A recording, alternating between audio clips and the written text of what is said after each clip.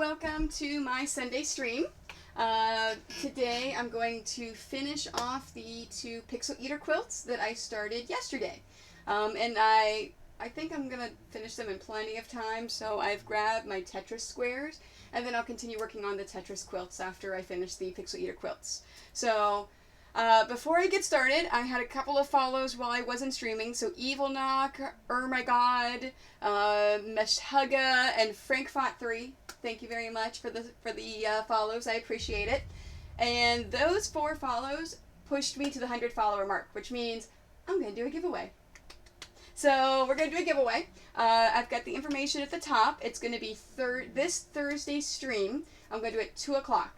Because I'm releasing a new pattern tomorrow, which means I'm going to do a giveaway for that pattern on my Facebook. So I will do a Facebook Live and Twitch to give it away about 1 o'clock. So at the beginning of that stream on Thursday, I'll do that. And then you don't have to be present to win that one. You just have to comment on the Facebook post. And then I will stream for about an hour, let enough people pop in, say something in chat, and then at 2 o'clock I will do the giveaway. So you do have to be in chat and have said something in the first hour of the stream in order to win. That's the way that these giveaway programs work. So just make sure that you are logged in, you say something, and then you're back at least at 2 o'clock, so you're there if you want to win. And the giveaway I'm going to do on Thursday is going to be a pattern of your choice. So it's not going to be the new, it may or may not be the new pattern. It's whatever pattern you want in my line. It's your choice. So you do have to be a follower, and you do have to say those. So if you're not a follower and you want to win, make sure you follow me, and we'll do the giveaway on Thursday. So, all right, back to the Pixel Eater quilts. I did work on them a little bit off camera. The only things I did is I sewed up all of the strips, so there's no pins in these strips, and I laid out the next 3 and started pinning and sewing them. So I have not skipped any rows. I didn't finish any rows while I wasn't streaming, so I just did all of these. Yeah, and so that's it. So let me keep going. I was working on the sewing whenever I looked up, and I was like, oh, it's almost 5. Let me go ahead and start the stream.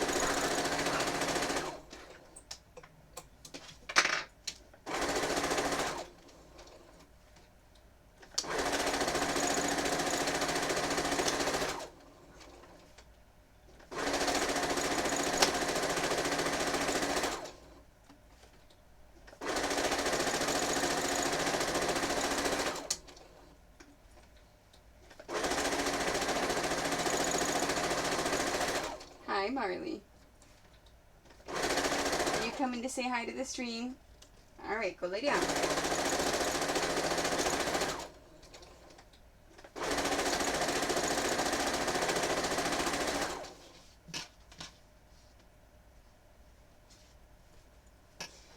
And if you haven't seen me before, this is the cutting gizmo.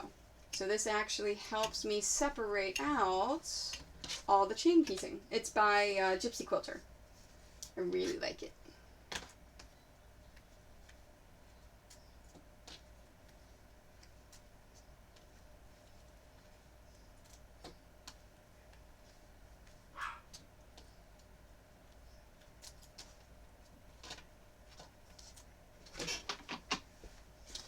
All right. So, when I'm laying these out, I'm going to count how many I have. I believe I have 4 in these first 2. Yep.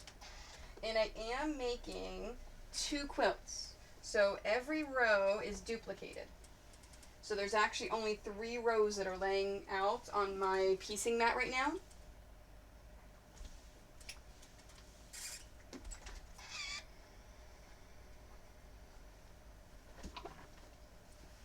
Okay, and seams are to the left.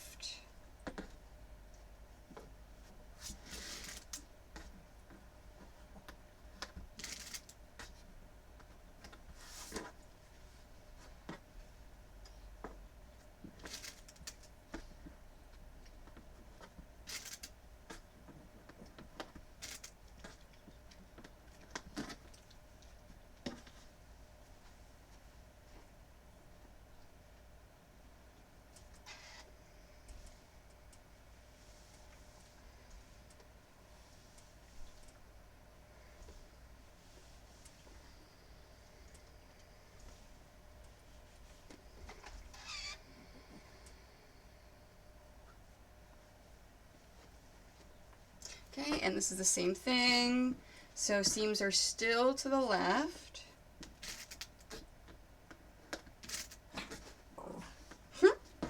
Marley, leave the kitty cat alone. Oh, is she up there doing something? Yeah, she's cleaning herself. She's giving herself a kitty cat bath.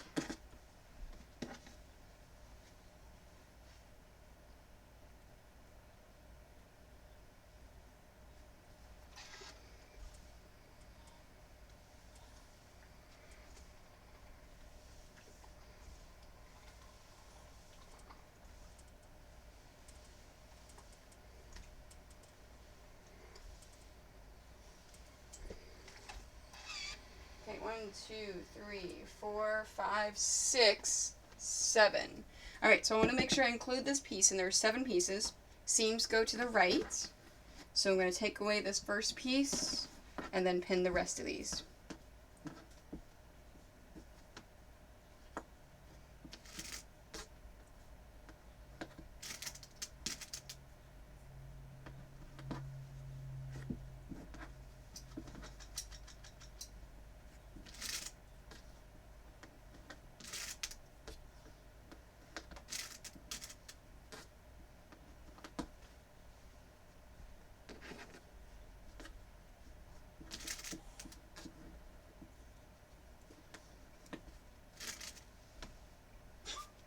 Staring at the dog.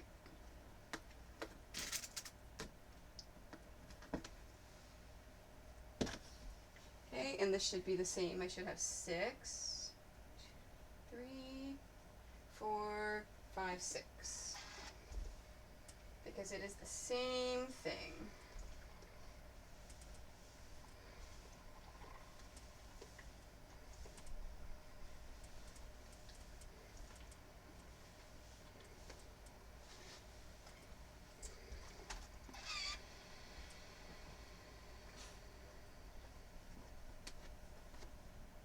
Okay, so this is the same thing to the right. Then I'm going to take one away because I had 7 total.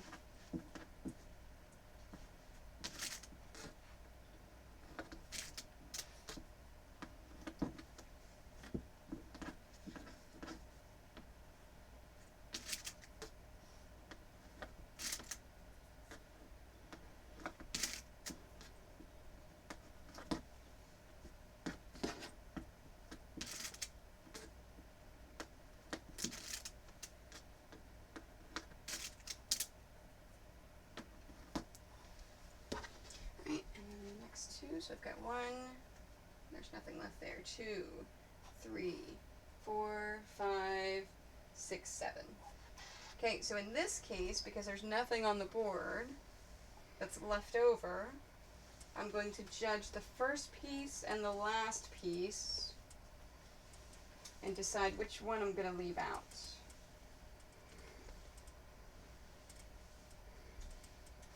Okay, it looks like the first piece is shorter, so in that case I'm going to leave that first piece out.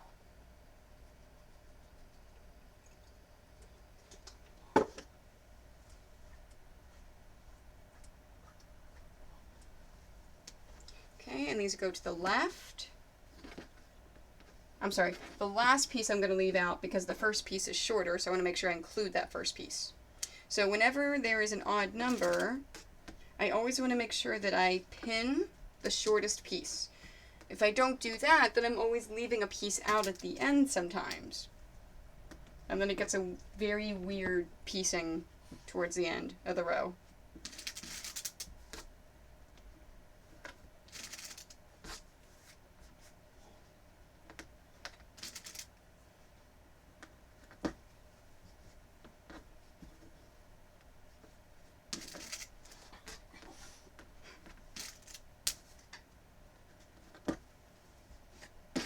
Okay, so then that piece should be out. Okay.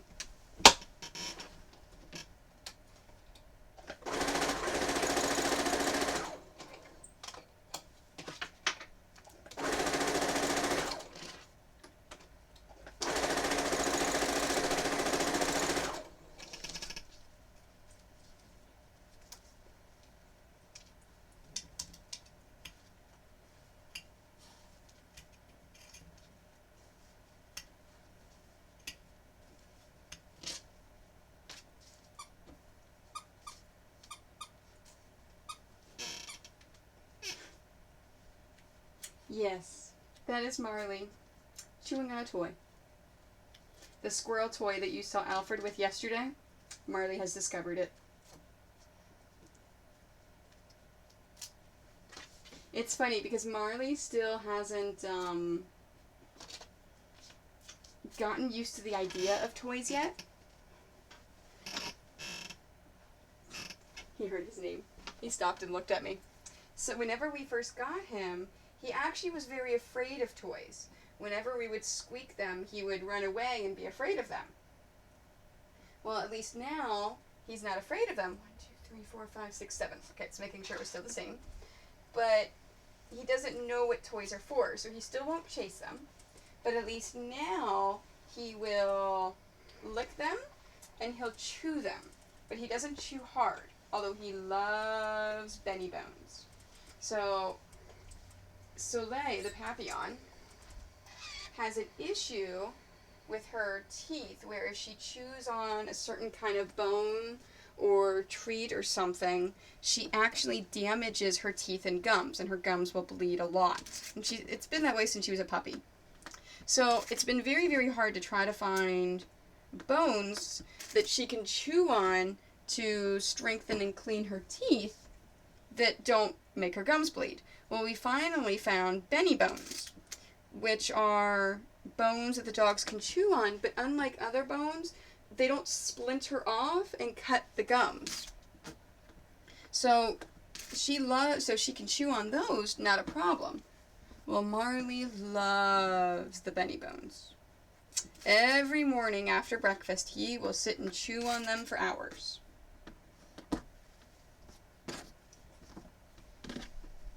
Very cute. So it makes me happy that I heard him chewing on a toy over there, because it means that he's getting even better.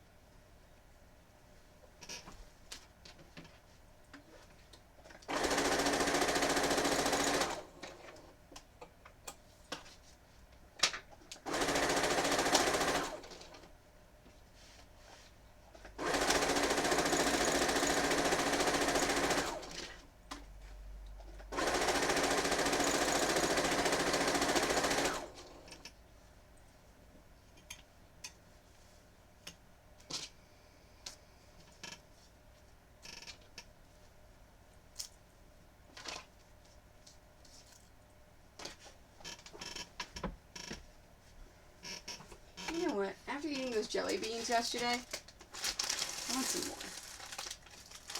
There's just something about eating a jelly bean every now and then while you're sewing.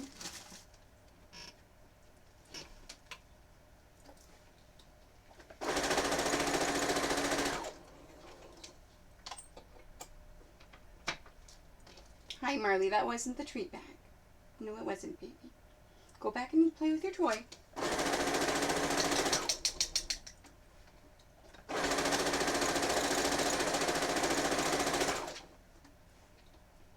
It's funny that the dogs now have gotten used to when they hear me talking to myself, they think it's time for the TRAT.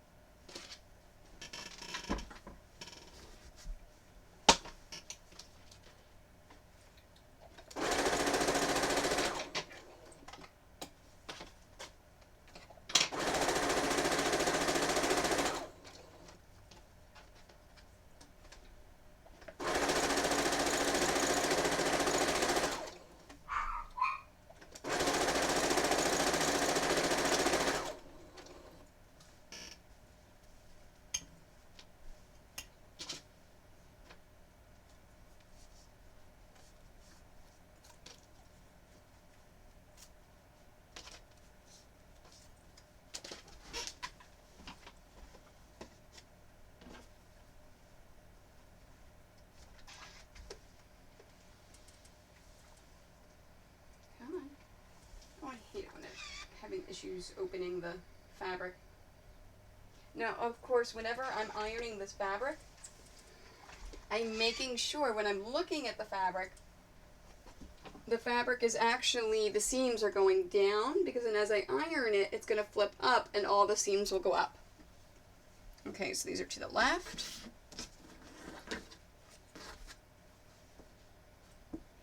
And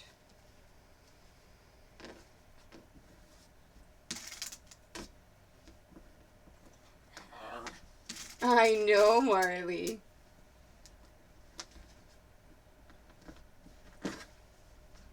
No, I'm not going to give you anything, baby.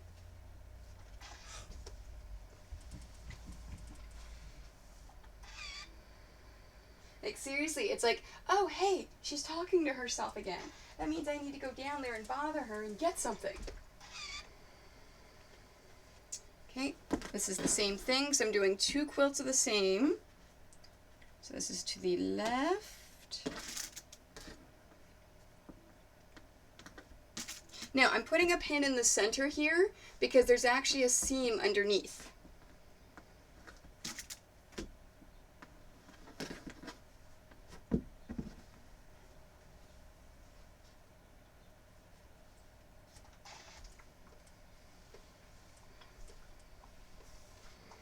And the next pass through with the sewing machine, to the right. Seams go to the right for this one. Remember, this one was in the front, so I want to stick it on top. So the next pass, I'm actually going to skip these 2 and move on to this one here.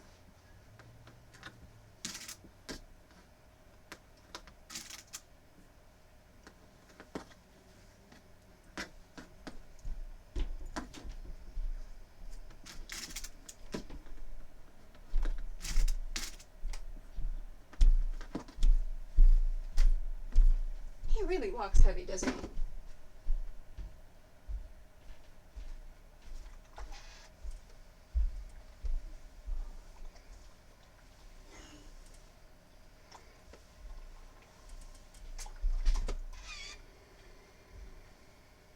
Okay, and this one is also to the right, and it goes on top.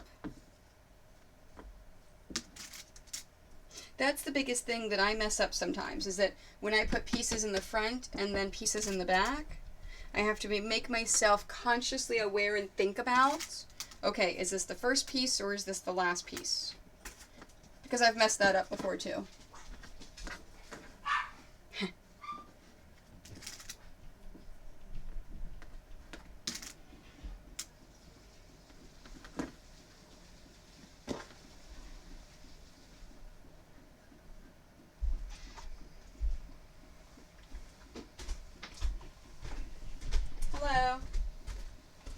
top. What are you doing? Pet the kitty.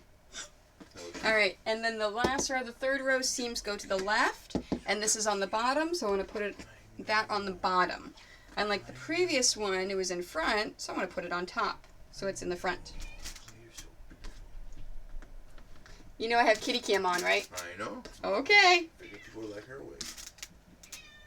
You're so good. Yeah, so the last time I had kitty cam on and Jordan came down and pet her, she jumped down and it took 30 minutes for her to get back up on the perch. Uh-oh. You know, you can always just brush her. No, I'm good. Alright.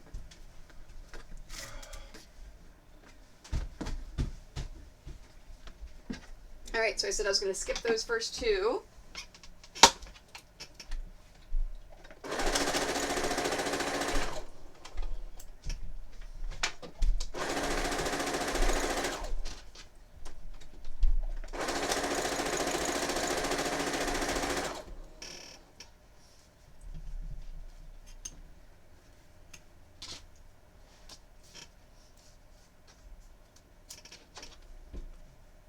I hope today's chat's not like yesterday's chat where it's quiet the whole time. Oops. I like it when chat's busy. Because it gives me something to talk about. Not just what I'm working on.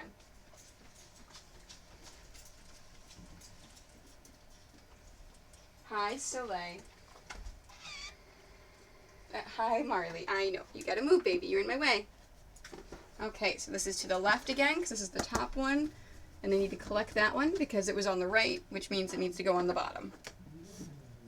Now, these two rows right here, if you watched yesterday's stream or you picked it up and watched it on YouTube, they are the next rows that are going to be combined with ones that I did yesterday, which are right here.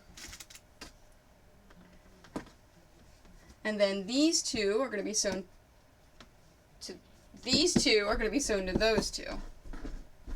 Like, that didn't look right. Those should have been equal if they were the same. One's on the sewing machine.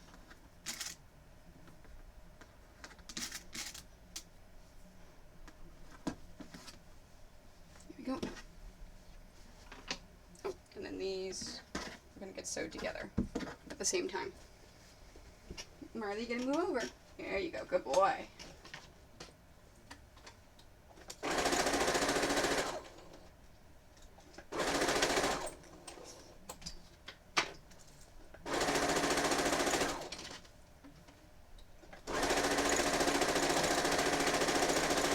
I did set my stream schedule for the rest of the week. I'll post it first thing in the morning.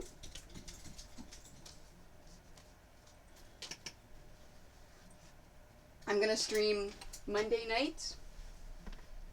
Oops, let me go put that one there. Wednesday night, Thursday day, and Friday day. Haven't decided about Saturday and Sunday yet, or the following Monday. I'll probably decide Wednesday or Thursday. And then Tuesday morning, I leave for Gen Con.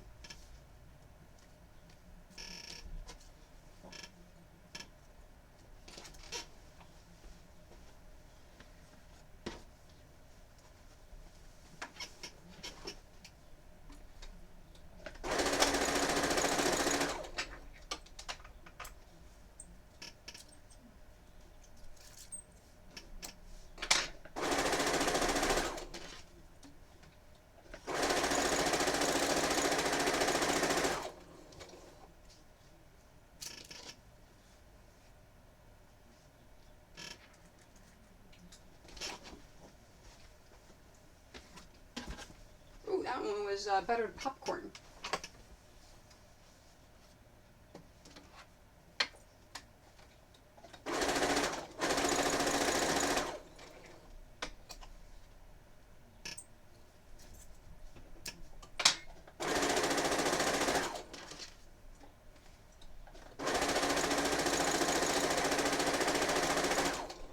I love jelly beans.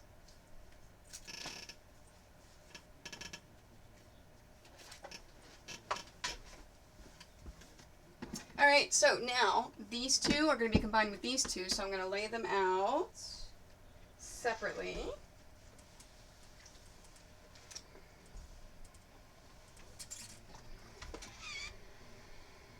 Okay, so this one goes to the right. Yep, just making sure that all looks good.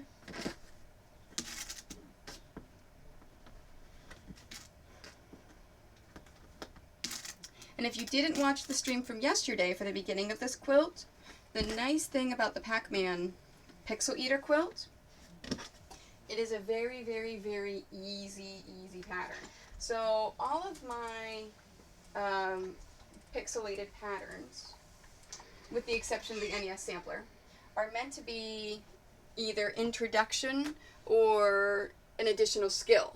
What I mean, let's see, it goes to the right, is if you have never quilted before but you know how to use a sewing machine, then you can make the patterns.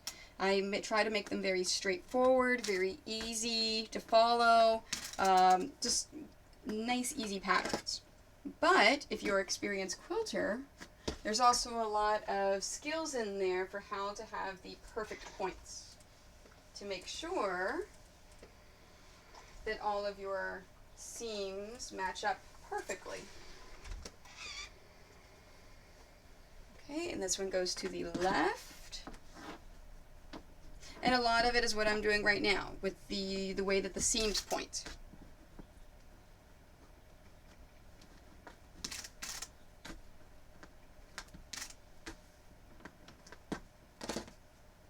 Okay, and then this is going to go on top of that one because these two are going to get sewn together.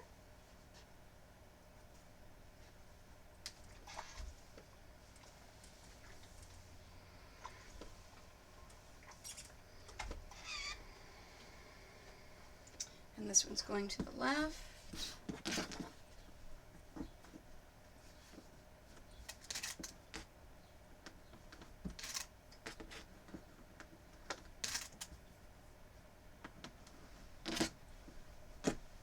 And that goes on that one.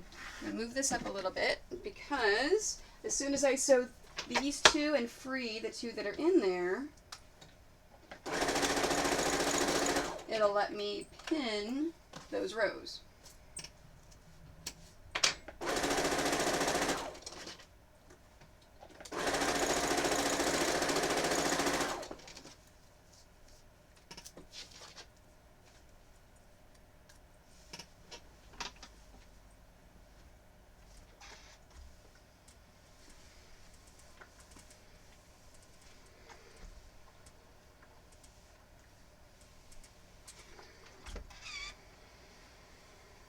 Okay, so how I'm going to do this to make it a little easier, I'm actually going to take my pattern and I'm going to move it down one and then move this down two. So I only see the two rows that I'm laying out. So this one, seams point to the left. The one I finished yesterday, seams need to point to the right. Just like that. And if you didn't watch yesterday, I was working on the pellets and the Pacman just now for those 3 rows. And I only have 3 more rows to go, and then I can start assembling rows, which is my favorite part of the quilt.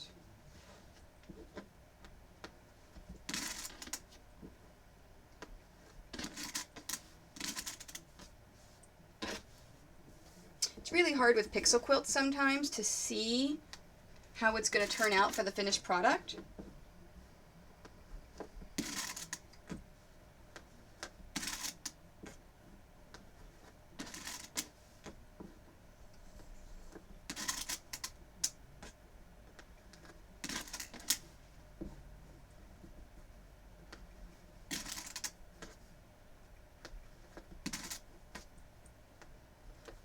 There we go. All right, and here's for quilt number 1. And the seams go to the left. This one, seams go to the right.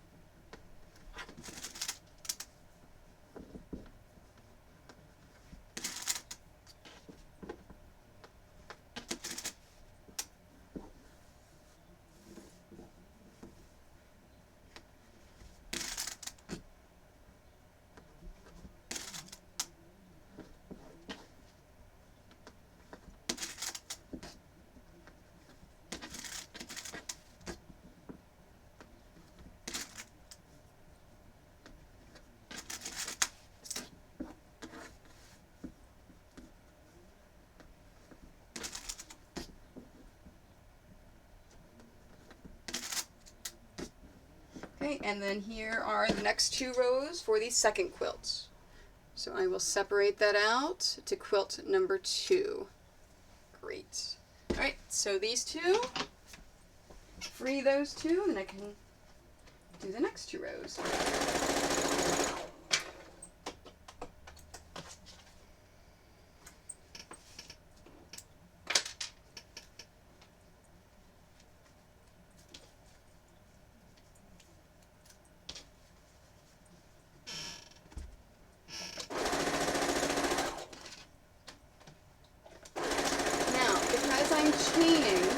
I'm chain sewing. I want to make sure I have something constantly going in my sewing machine.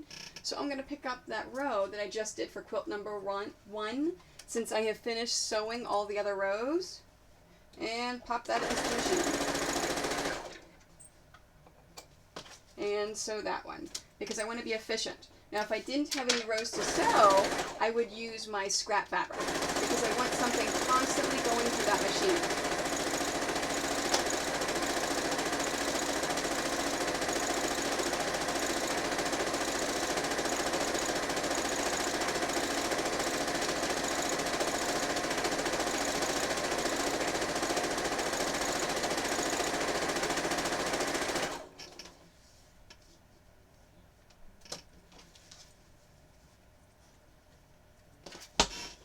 So the first one, oops, there.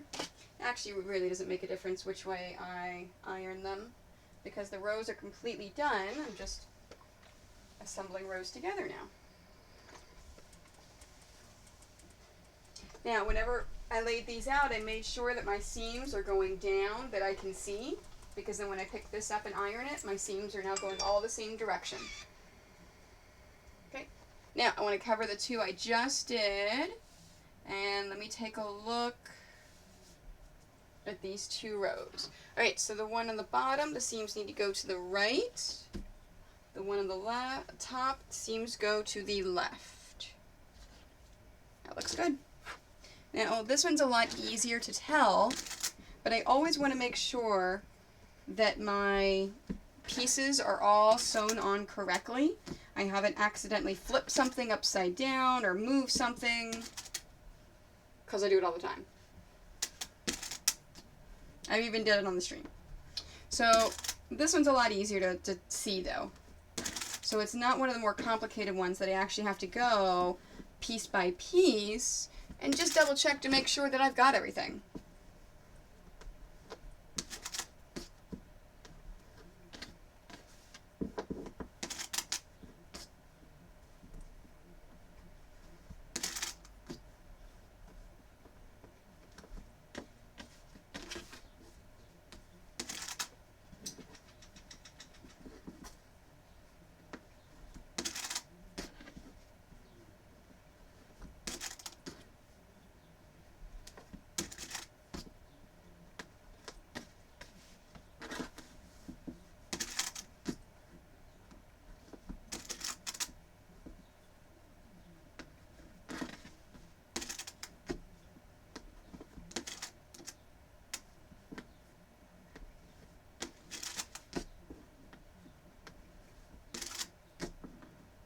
Alright, and this one is for the first quilt. Now, I remember I pulled this piece here that's in the sewing machine. So I want to make sure I move this over far enough so that whenever I pull that out of the sewing machine, I can put it here and still have space to then grab this one. So I don't mix them up at all. Alright, and then now for the second quilt. And then after see to the left, after I finish pinning this, I can then lay out my last 3 rows. Woohoo! Oh, I was talking about how easy this pattern is. So this one, so I was saying how easy all my patterns were, but this one is the easiest of all of them. It has the fewest number of fabrics, it has the fewest numbers of pieces to cut, and because of that, it's the easiest to lay out and put together. It also has absolutely 0 borders. The entire quilt is in the design. So there's no reason to have borders around it. Unlike all of the other quilts I have where it shows the picture, you actually have to have a border around it to then frame it and make it look nice. Because of the way that it's more like a snapshot out of the video game, you don't have to have borders around it.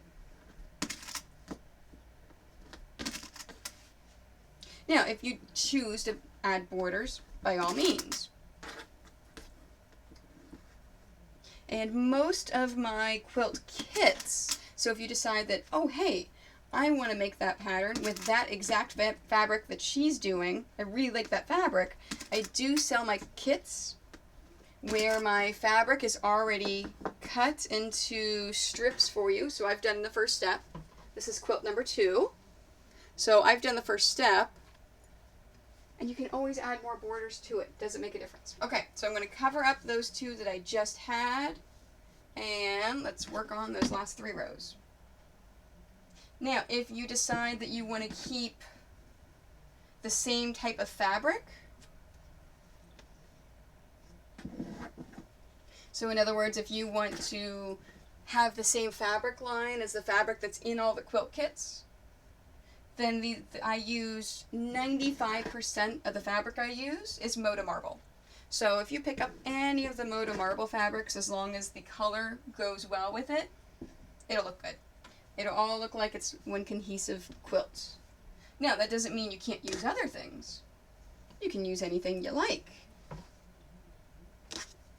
I really like towards the end of the quilt, whenever I take pieces and I start running out of pieces when I'm supposed to run out of pieces. It means I cut everything correctly. There we go. And seams for this row are to the right. So I'm going to pick up the piece on the right hand side, flip it over the left, and pin it.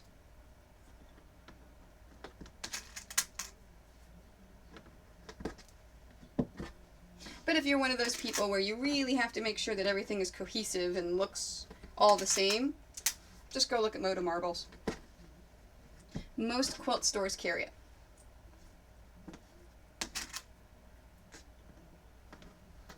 And if you don't have a quilt store near you, you can always look at quilt shows.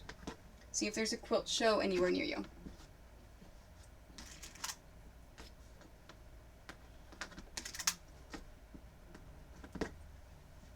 Now, if you decide to look at my patterns at one of the stores that carry them, they can also help you pick out some fabrics. They do not carry my kits that I have, but I believe most of the stores, except for the cosplay store in Hamilton, are sewing stores that carry fabric.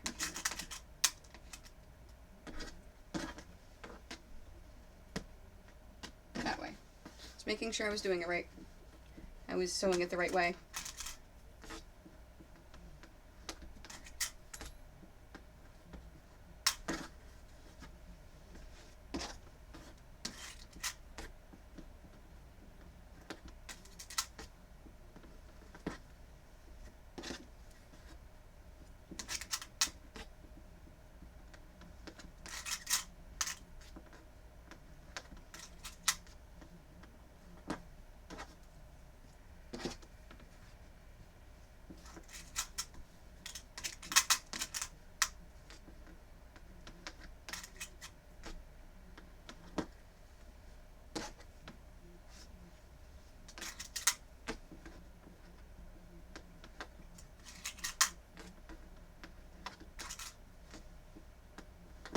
Okay, and next. Alright, now I'm to the point where I'm probably going to have to start ironing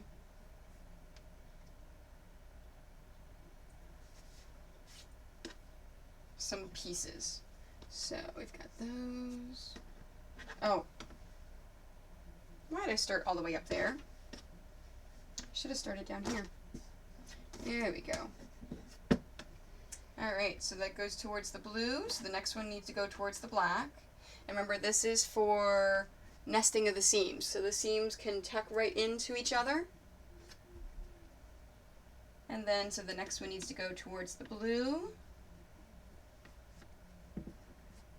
And then the next one towards the black. and then the small piece needs to go towards the blue. But I'm going to reverse that because I don't feel like ironing these. So instead I went black, blue, and then this one's black. Black, blue, black. There we go.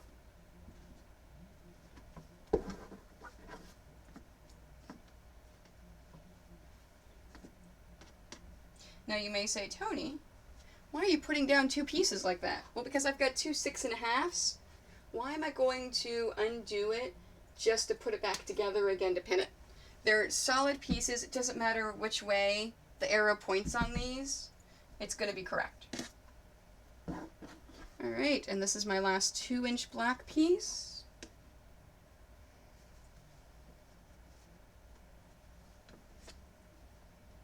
There we go. Alright, and seams point to the left for this.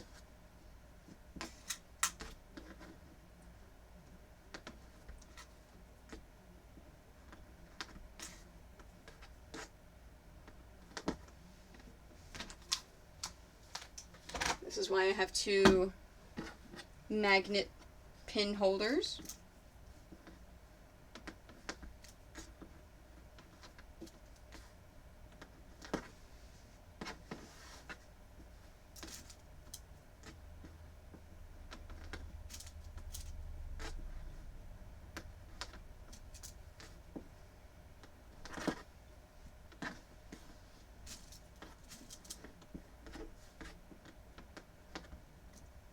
Now, does it matter with these 2 long pieces if I take it and pin it on the left or the right?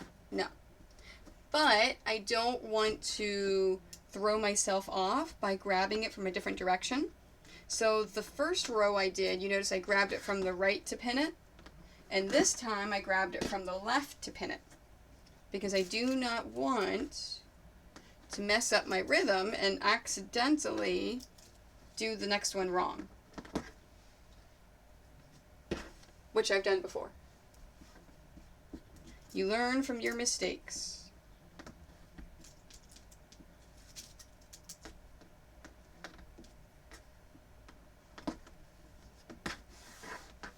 If you look at my Facebook site with pictures people have shared with me, the pictures people have posted to my page, there is someone that made a Pacman quilt that looks pretty darn amazing from one of my patterns. I was so happy to see it.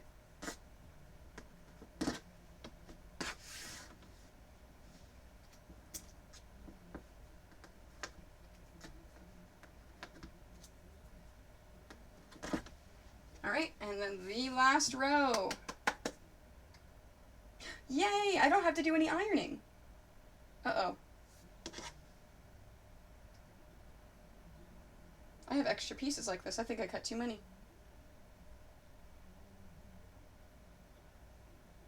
Yeah. Alright, I'll set them aside. And I have 2 extras of those. Okay. So 2, which happens. 2. And then towards the blue.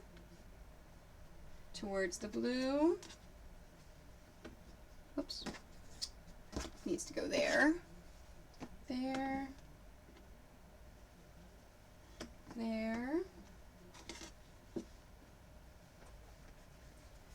3. And then towards the blue. Great. Okay, and then seams are to the right for this one.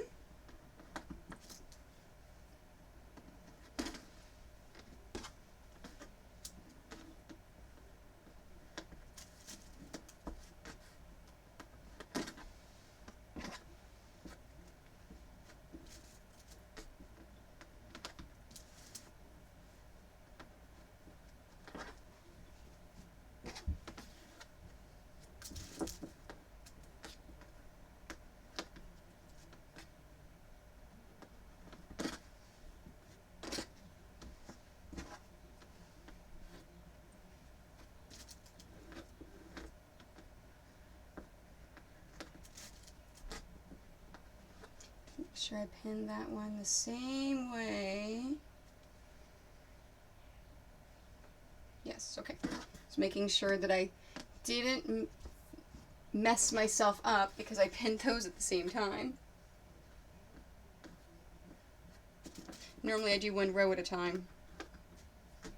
Every now and then I do something that just throws me off. Okay, and that's it. All my rows are laid out. So let's assemble these last 3 rows so we can start putting this quilt together.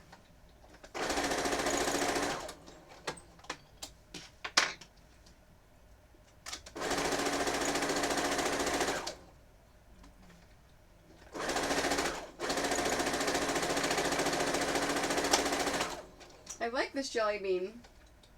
I do not know what flavor it is. Oh, it's pina colada. I was trying to think. I was like, it's a white jelly bean. Yeah, it's pina colada.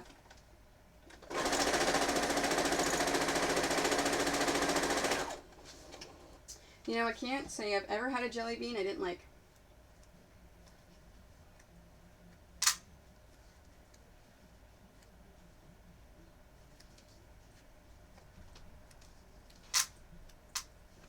Alright. That one goes there.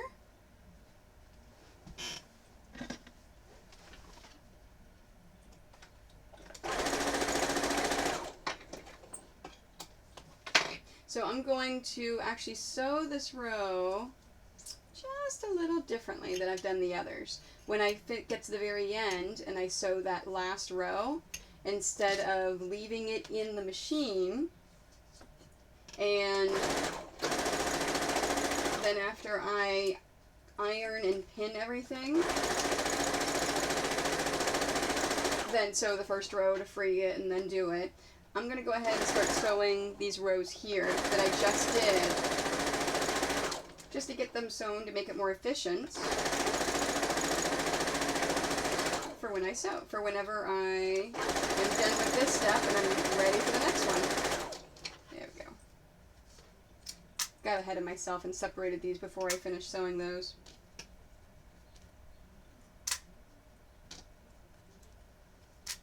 There's a reason I have a process, because I do not want to mess myself up.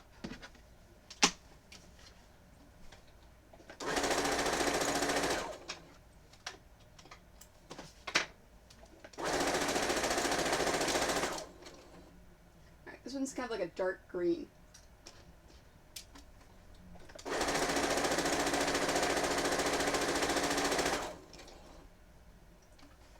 See, for me, it's almost like a game to try to identify the jelly beans.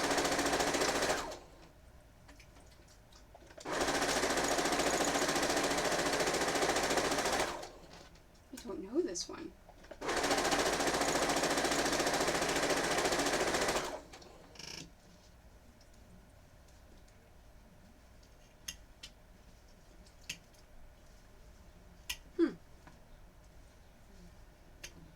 I may have to look at the package.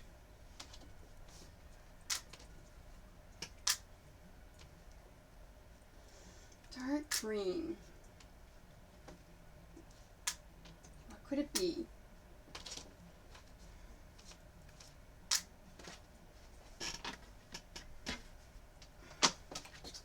Okay.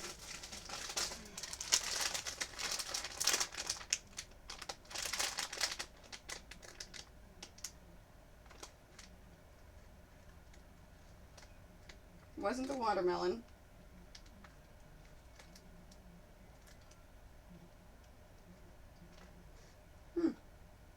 I don't know what it was. Oh, no, that was brown. It may have been the maple syrup. You know what? I think it was like a greenish brown. I think it was maple syrup. That's weird. Because there's no dark green on here except for watermelon, but it wasn't that. No. Although I'm looking at here, I'm like, oh wait, top banana. I see which one that is. I'm eating that next.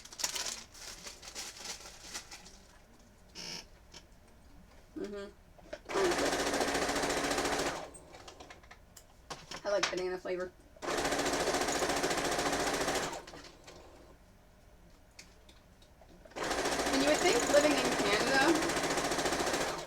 able to identify the maple syrup one?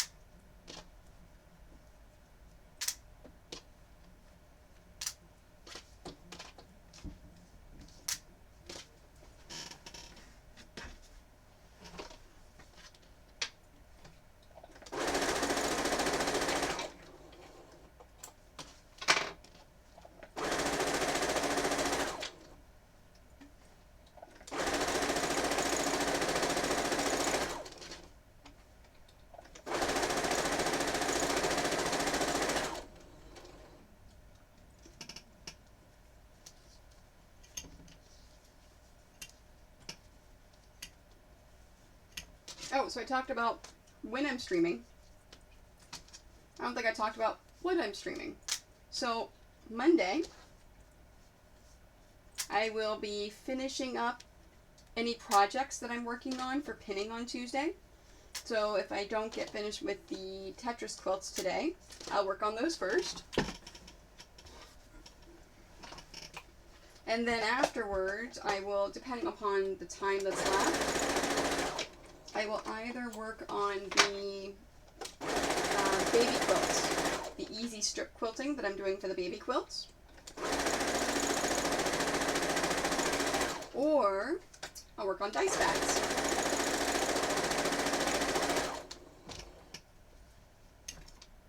I really should get the dice bags done, especially because I'm going to be going to Gen Con, which is a tabletop gaming convention. So having a bunch of dice bags will really help. But so if I don't get the dice bags done on stream, definitely get them done off camera. Okay, so like I said, this one's going to be a little bit different because these are the last 3 rows. So I'm going to grab this for my strip.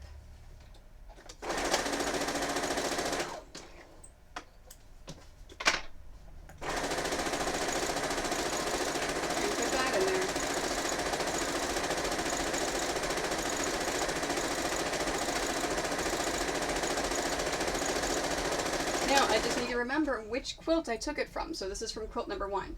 Oops, I'm out of bobbin thread. And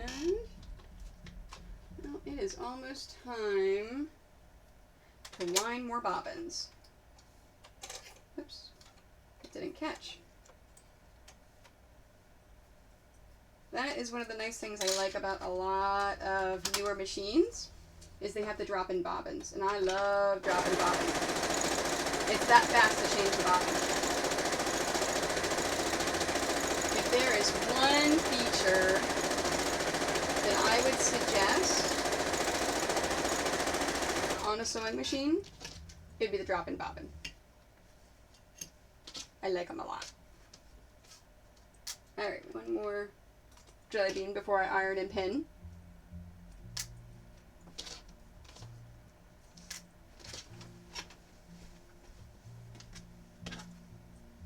Alright, so I have 1, 2, 3, 4, 5.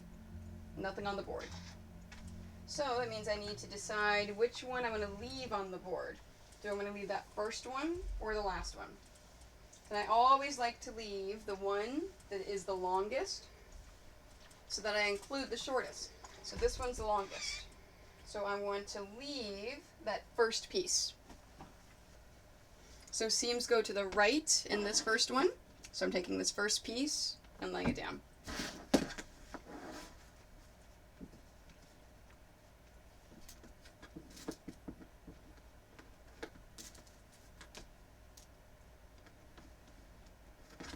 And I do realize, unless you are making this quilt yourself, or any of my patterns, and you want to know the tips and tricks,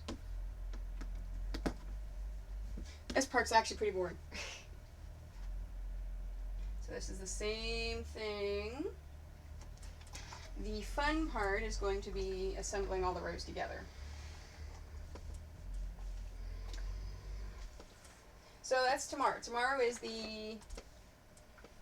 basically just cleaning up everything that I have done to that point. Wednesday morning is my pinning day, which means Wednesday stream will be quilting day.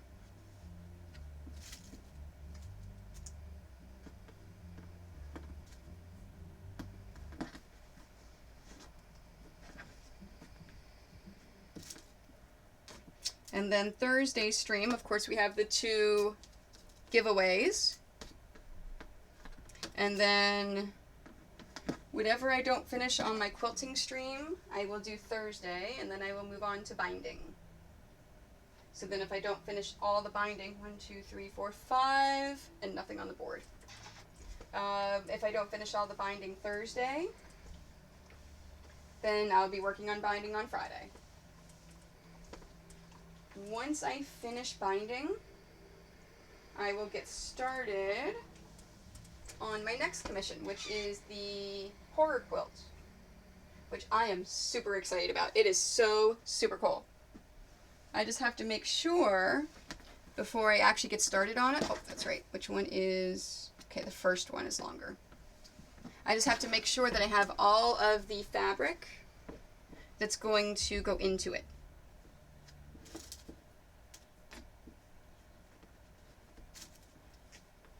Oh, and I still have to put that last border on the Ghostbusters quilt.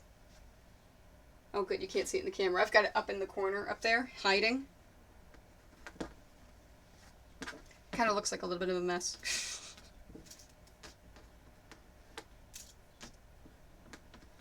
I have mastered the art of hiding the mess from the camera.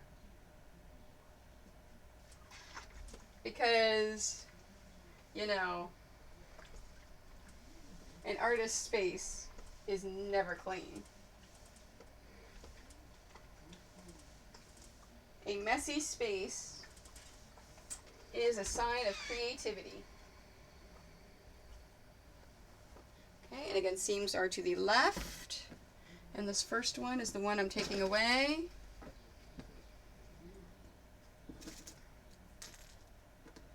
Yeah, I'm super excited to get started on that horror quilt. You know, that's what I should do tomorrow during the day, is actually sit down and do the patterning. So I've got the actual picture of what I'm making, and it's been approved, but I have to sit down and actually work on the pattern itself and figure out how I'm going to make it. So I should do that, and then look at all my fabric to make sure that I have the fabric to make it. And if not, I've got to get that ordered, so that as soon as I get back from Dragon Con, there are 3 here and there's 1 on the board. So I just include all of them. So that as soon as I get back from Dragon Con, I can get working on it. But hopefully I can get working on it Friday and this weekend.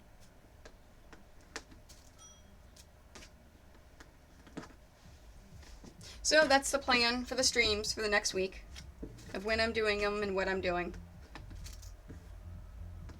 I ordered my new gaming laptop. Super excited. It is coming in the mail. I had it shipped to my Maryland address, where I'm going after Gen Con, because it would have cost me another couple of $100 to ship it to Canada because of duty.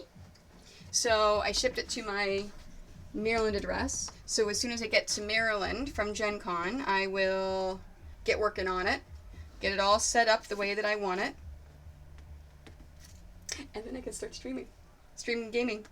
Now, I did order the external capture card, and I'm having it shipped here.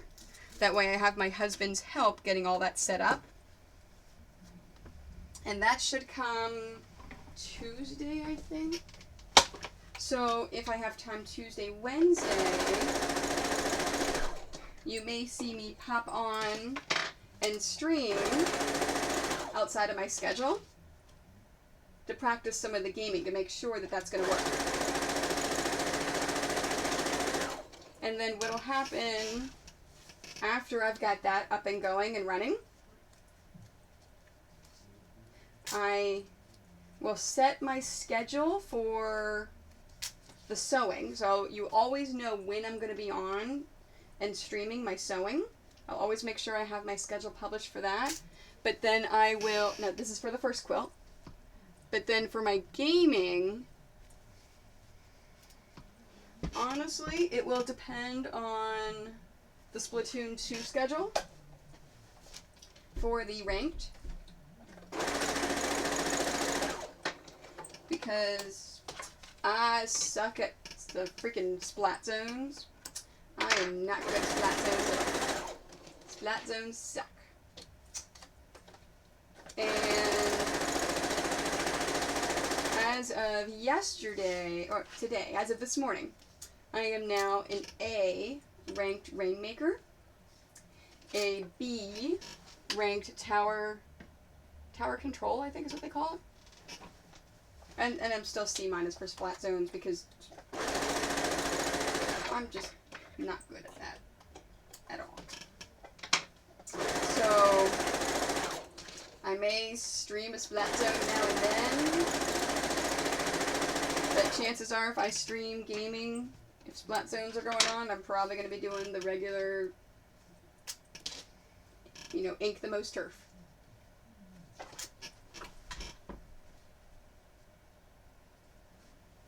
And I still haven't figured out a good team yet. I've got a couple of friends that picked up the game that I can always talk to over the phone or Skype or something like that.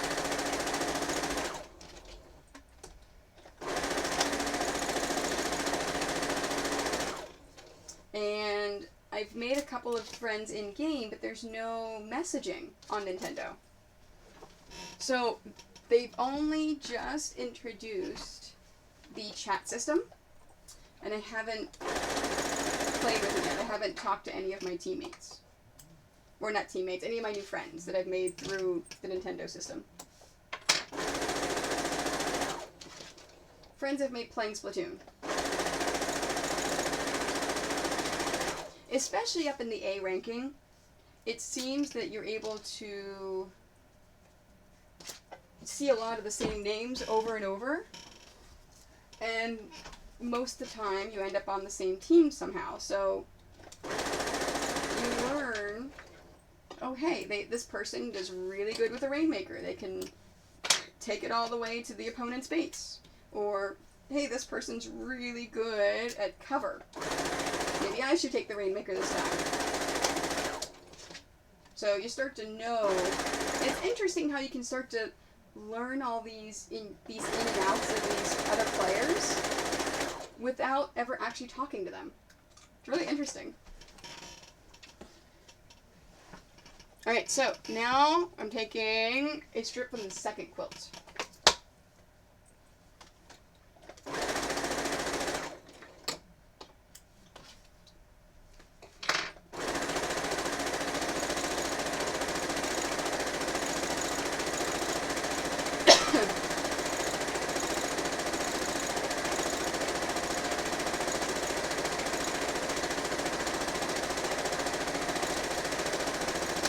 It's going to be a quiet chat day again, isn't it? Something about weekends.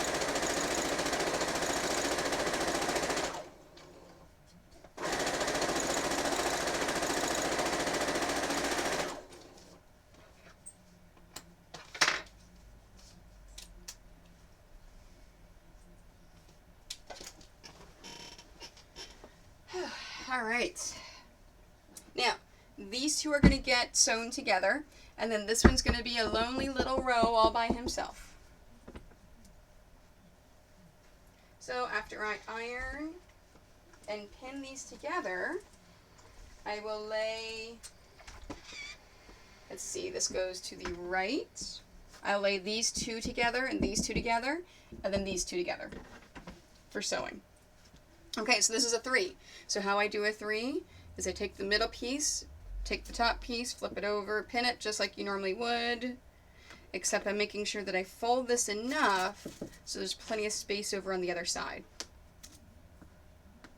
Then I'm going to take the third piece and flip it over and fold it in. Flip it around and pin it.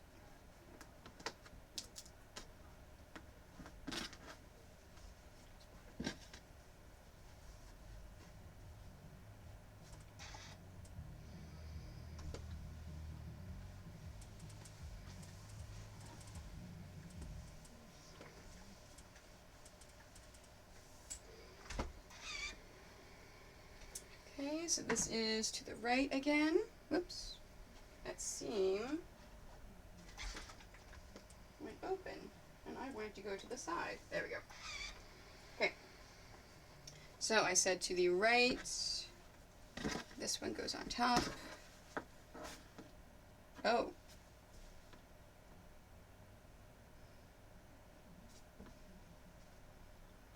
I didn't do that right.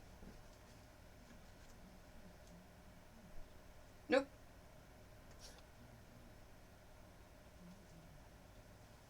I did not do that right at all. It's a good thing I just realized that. That piece that was sitting here, I put on the bottom. I didn't put on the top.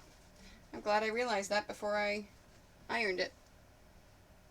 Okay, so let's get these pieces in the right order. So they're to the right, to the right, to the right. Okay, it goes here, then there, then there. Just like I've got that. See, that's another benefit whenever I do 2 quilts at a time. If I do a row wrong, a lot of times I'll do the next one correct and then it doesn't look the same. And I know there's something wrong with the first one I just did. There we go. That's right.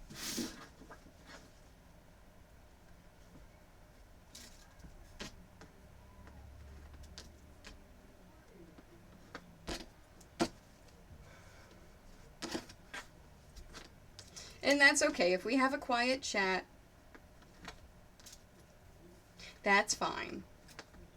There's some people that are watching on their phones or on their TVs or places where it's not easy for them to type, or they may just be shy.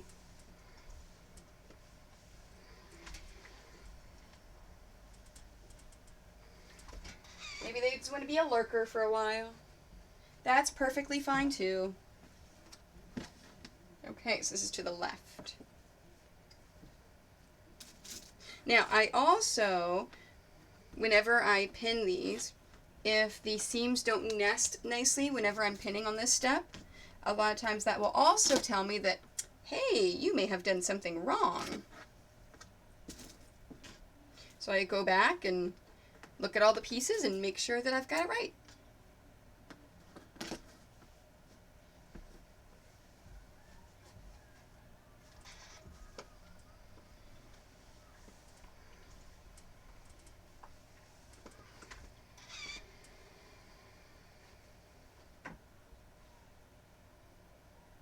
Okay, and then this one again goes to the left.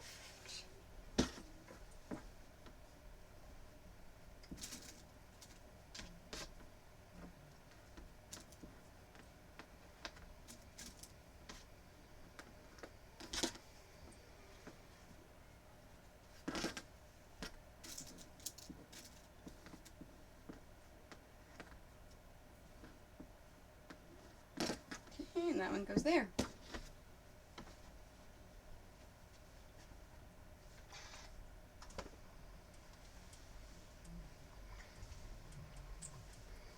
I love it whenever I am doing the last row of a quilt.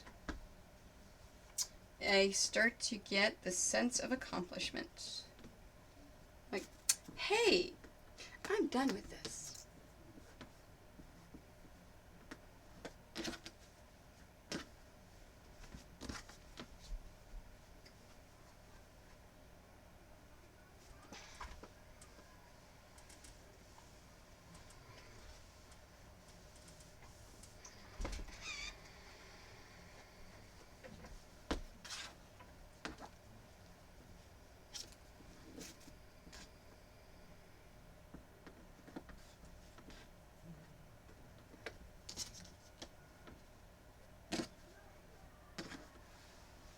There we go. All right, we do these two first.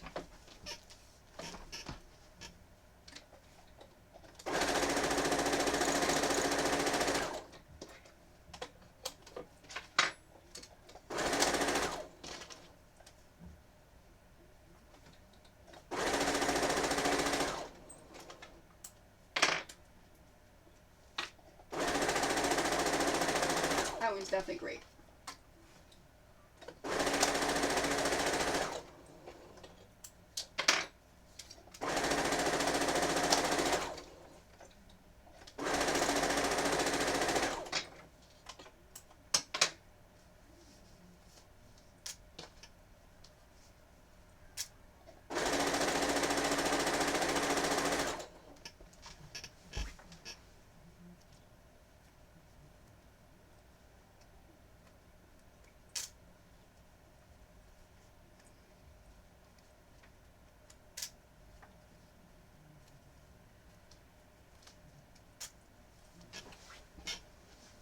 Okay, and then this one, remember, was the second quilt.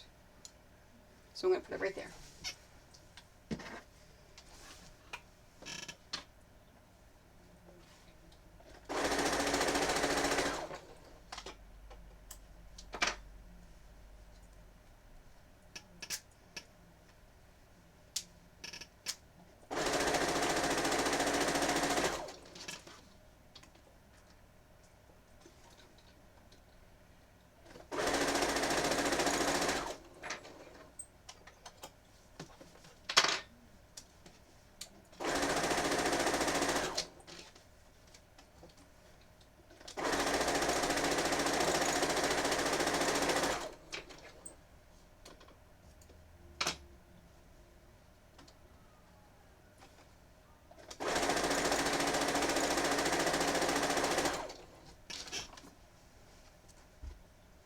And then when I've got a 3, I want to make sure that here's a seam, here's a seam. Oops, here's a seam, there's a seam. So I'm going to sew it. I'm going to iron it like this, and then do the second seam as well. So that one goes that way. So I can iron both seams in the correct direction.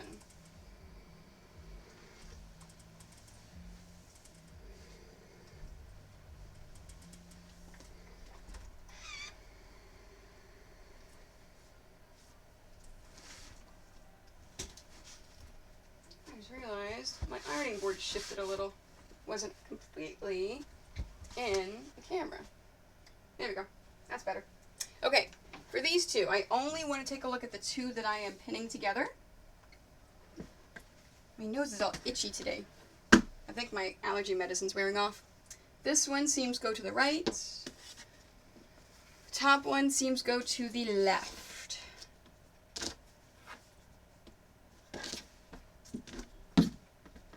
So if you keep seeing me scratch my nose with my shoulder, it's because my nose is itchy. And I don't want to touch my nose and then touch the fabric.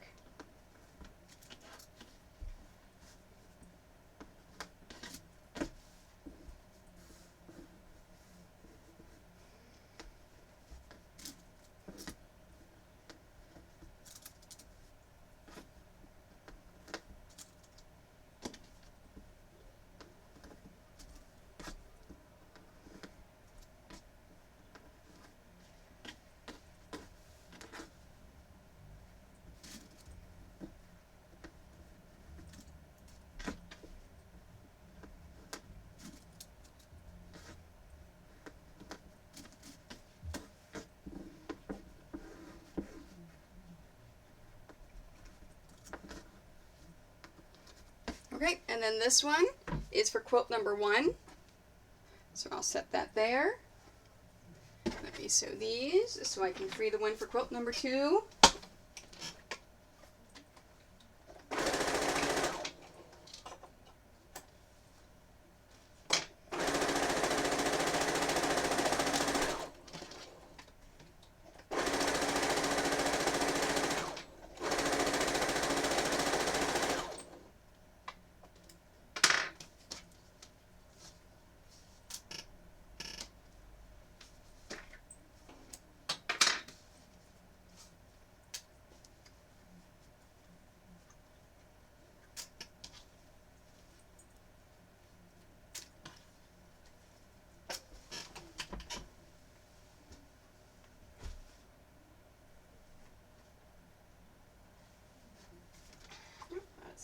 chopped up a little bit.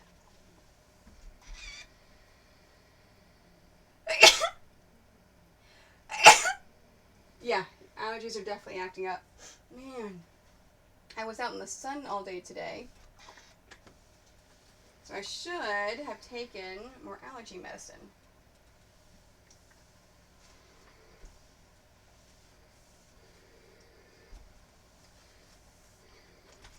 Alright, this one seems need to go to the right, and this one seems go to the left.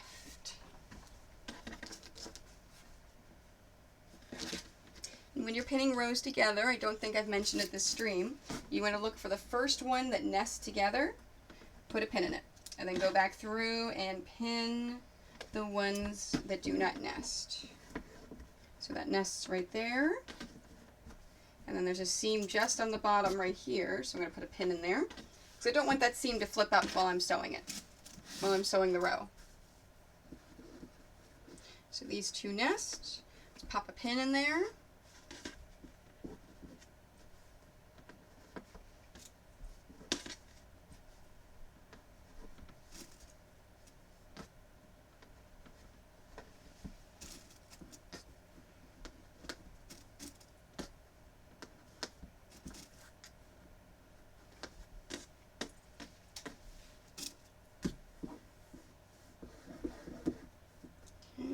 Nest.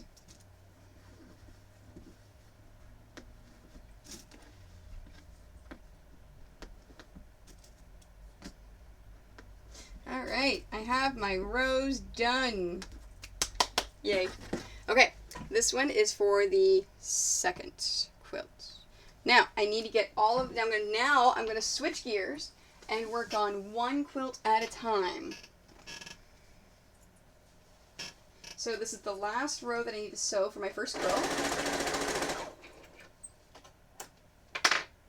go ahead and free that.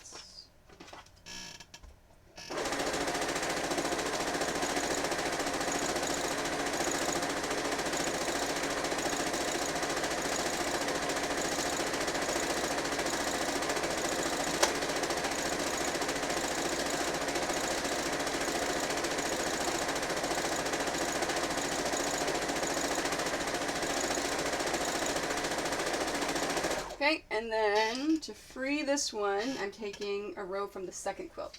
After this, I only have one more row for the second quilt to do as well. You know what? I'm just going to go ahead and do them both now.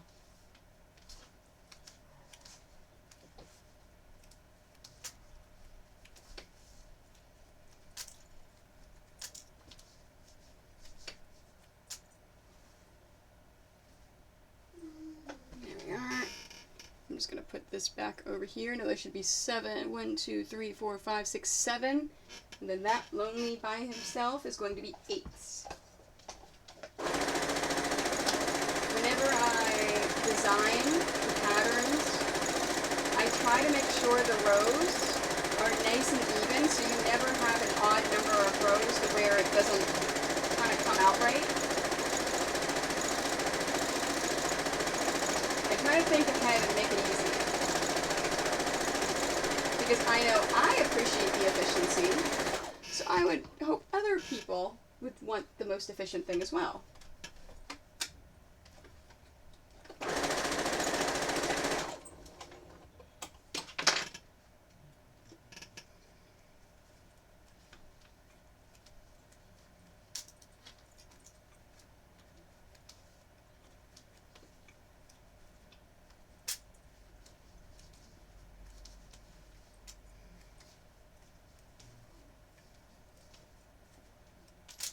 Oops. Okay, and then this one was for quilt 2.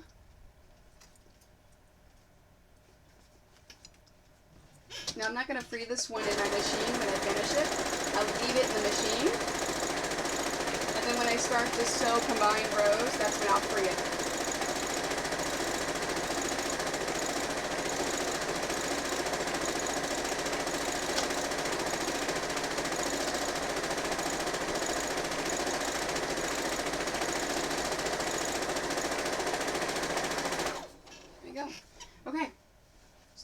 first iron these.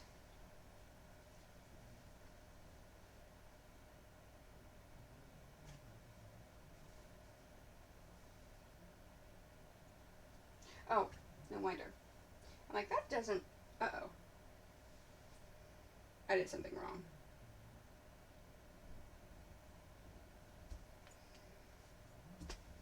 One of these is wrong. Damn it!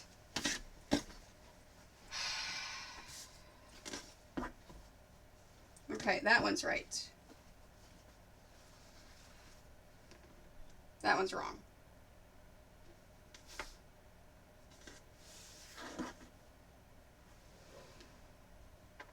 What did I do?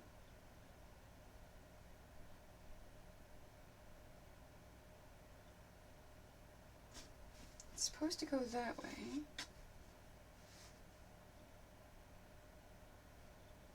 Wow, I really messed that up.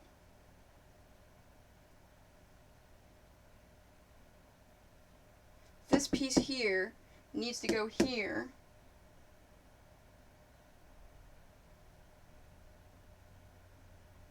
I have no clue how I messed this one completely up. Okay, seam ripper. Lovely.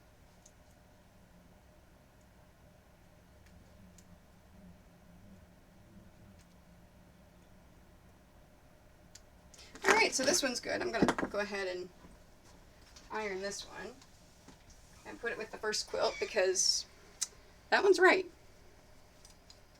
I have no clue what I did for this one.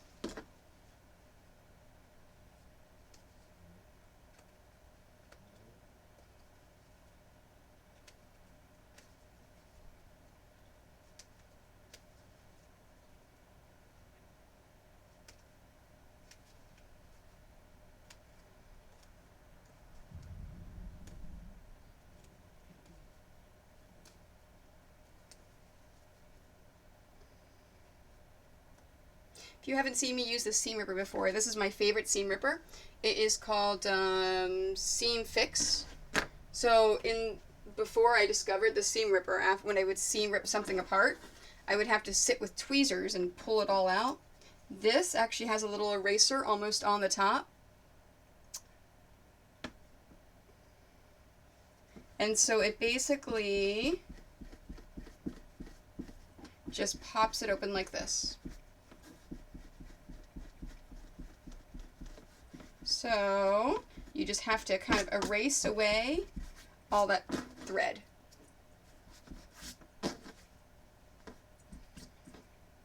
There you go.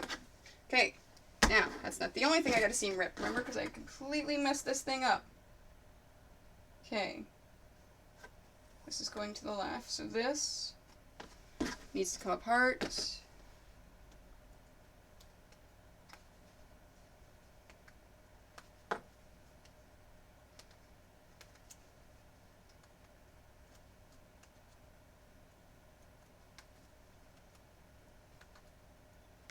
There we go. And again, I'm going to use my eraser in the top to remove all of the thread. I love the seam ripper. You can find it at your local quilting store. Quilting and sewing stores. Okay, now this. So I have one, so I need one more. Alright, so this is going to go here. Put a pin in it.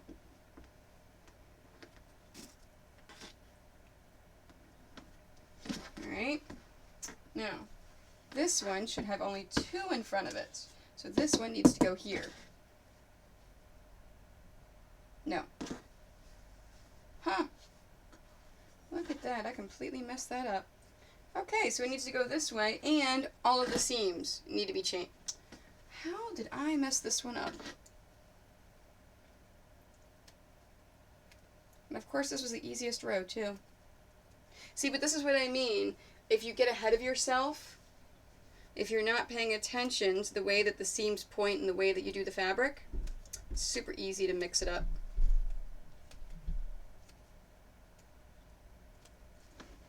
Okay, so first thing I want to do before I pull that thread out is let me change these seams to go the opposite direction.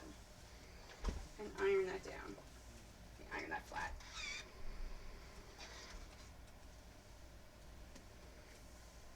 There we go. Alright, going to the right. Yes.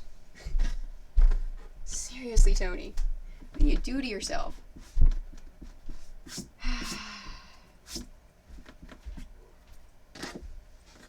It's almost like I don't want to work on the Tetris quilts today.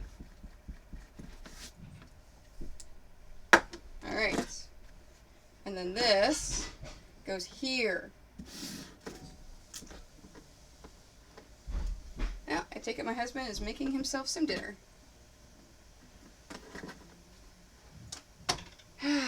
Alright. Now comes the fun part. We're going to take the first quilt. I'm going to take these two at a time because they're already sewn. I'm going to iron them open. Oh, the seams are the one size. I'm going to iron them. Does not make a difference which way your seams point. At this point, do it the way that you like to do it. If you like to iron your seams open, do it open. If you like to iron it to one side, does not make a difference which way you iron it.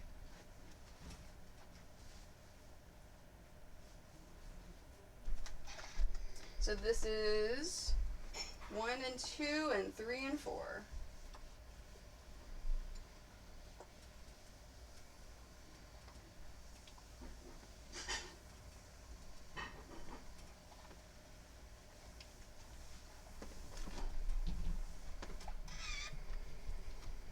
And this is why this is my favorite part of putting the quilt together. Because you can actually start to see the pictures form. When you're doing a pixel quilt, sometimes it's hard to see the picture.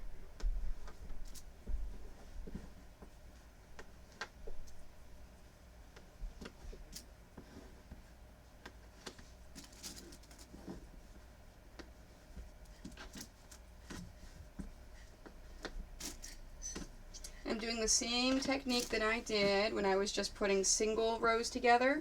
I'm finding where seams nest, putting a pin in it, and then going back through and finding single seams that don't have a partner to nest with and putting pins in them.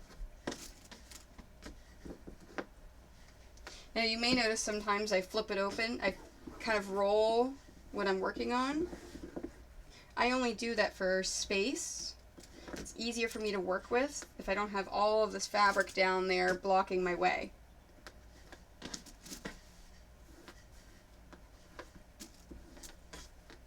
Okay, so there's the first two. Let's take the next two.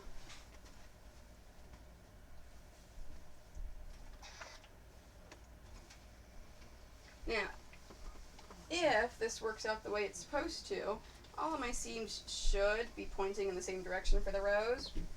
It never works out that way though. I don't know why. But honestly, like I said, does not make a difference.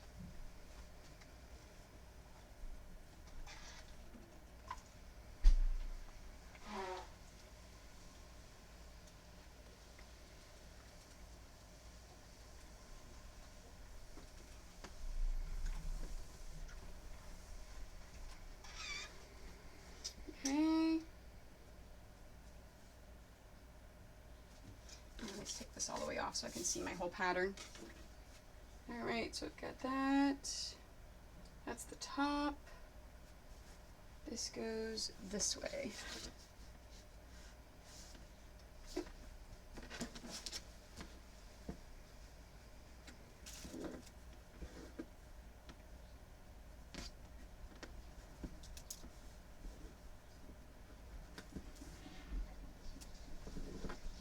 And yes, I just stabbed myself with a pin.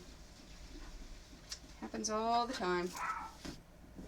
And there must be a dog walking by in front of the house. You know that's not allowed.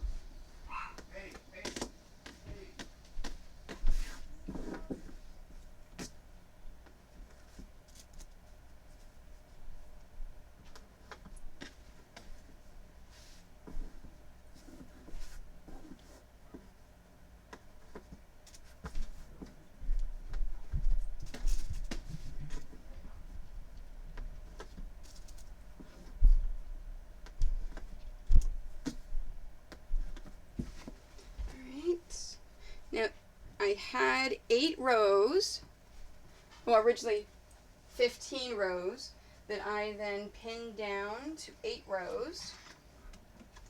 So after combining these all together, I should have 4 rows.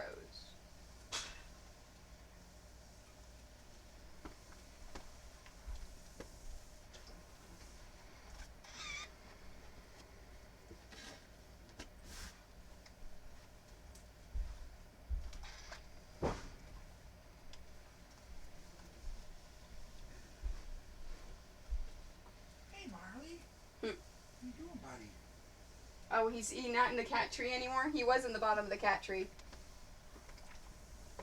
Did you move it out for him? No, I haven't touched it. You're a good boy, Marley. Nope, doesn't want me to have it. Oh, yep, he's coming this way. Alright, there's the next 2. Now, these last couple, I have 2 that have been sewn together, and I have my one little lonely guy by himself. These are the last ones that are getting pinned together. No bark. Sledge. Soleil has turned into a super barky dog. She barks for attention, she barks for food, she barks at animals that are walking in front of the house. It's kind of annoying. She didn't used to be that way. I think it's because now that we have the couple extra dogs, now that we have Alfred and Marley, she feels neglected and does it for attention. But she's 10 years old, so we still give her lots of attention and just as much as we did before. But being 10, whatever, we'll put up with it.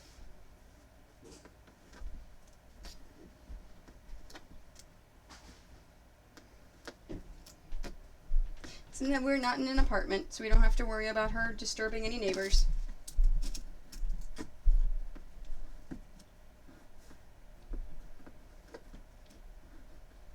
Okay, here's that.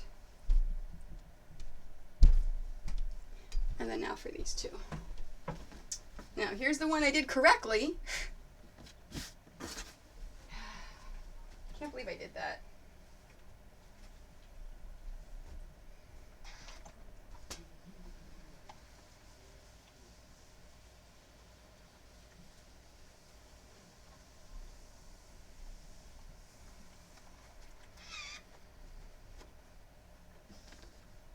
There we go. Now, in this case, I'm going to flip this over because it's just a habit of mine. I like to pin the side that has the least amount of fabric.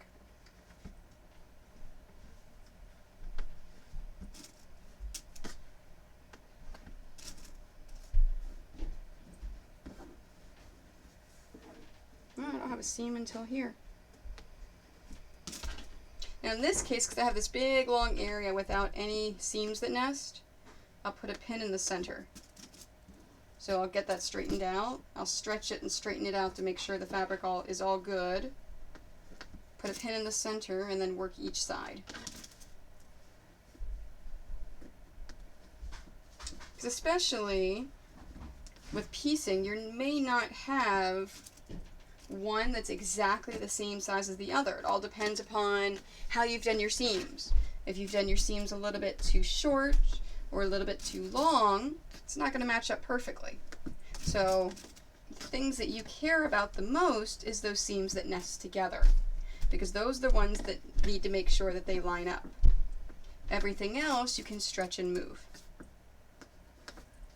and make it fit. Okay. So let me free that last one for quilt number 2 with these pieces.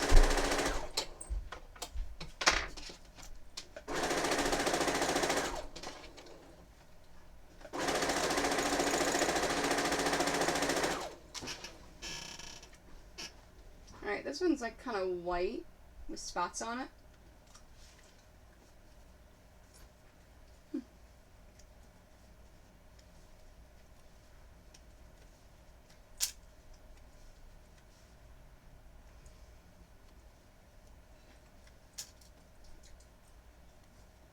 was one of those strange tropical ones.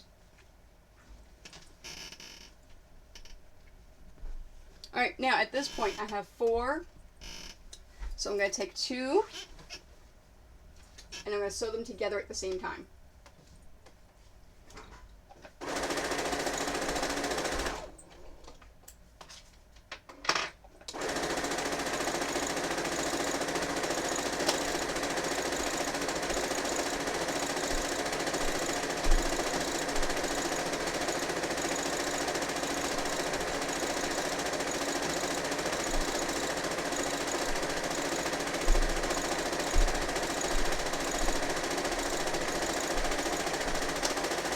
As I'm sewing, the things I keep checking, I look to make sure that my stitch length is still set to 1.6.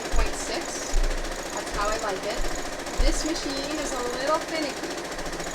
If I bump something by accident, it could change. I also take a look at my bobbin. I take a look at my top thread. Basically, I just keep an eye on everything just to make sure that it's all still running smoothly.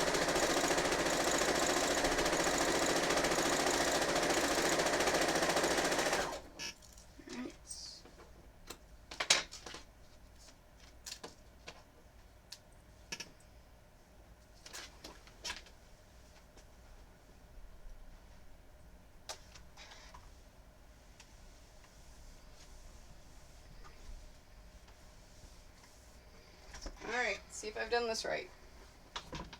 1, 2. God.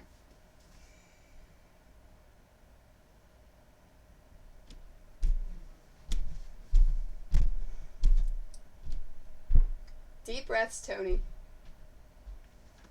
There was a reason.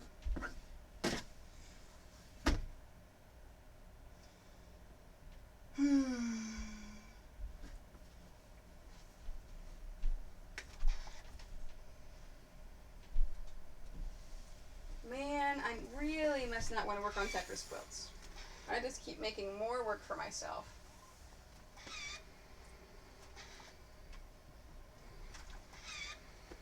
Okay, this one is right. Yes.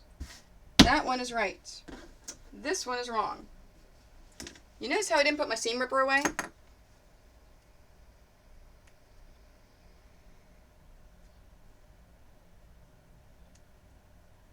I knew I should have chosen the meme this morning about the seam ripper instead of the Yoda one.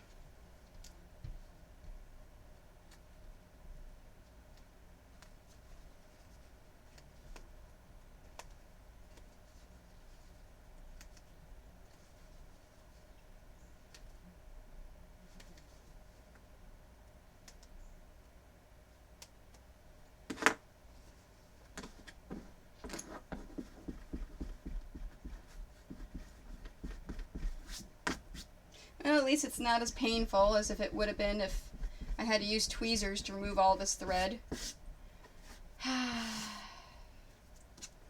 Make sure you get yourself a good seam ripper. Okay. I'm double checking to make sure. Yes.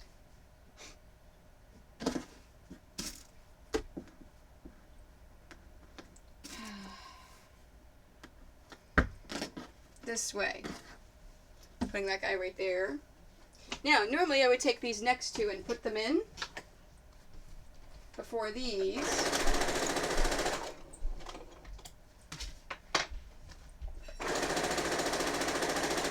So now I'll take these two.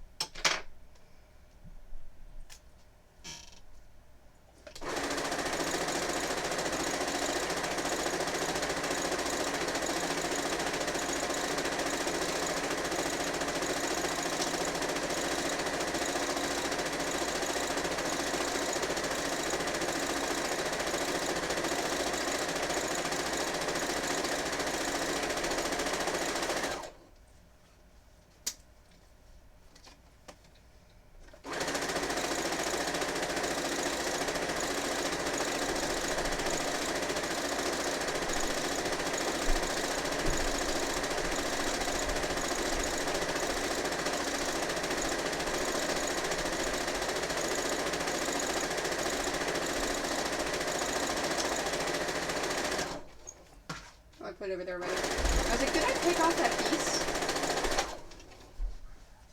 I think they're barking for you, Albert. Our neighbors are outside barking. Alfred loves barking at the neighbors. Okay. And there's Alfred barking at the neighbors. Nope, there goes. Here comes Marley! Marley likes to run out and bark with him.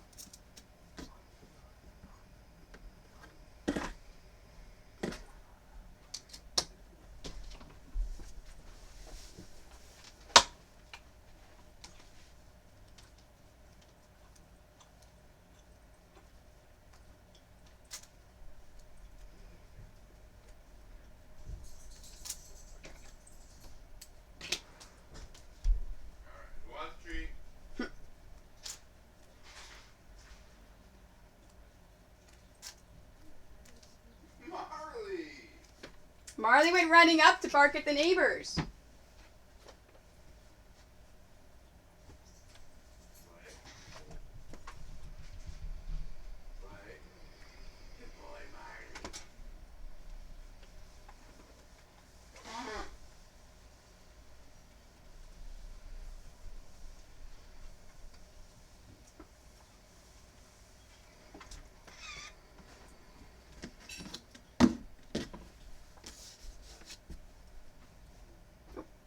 There it is. I'm like, where did I put that second one?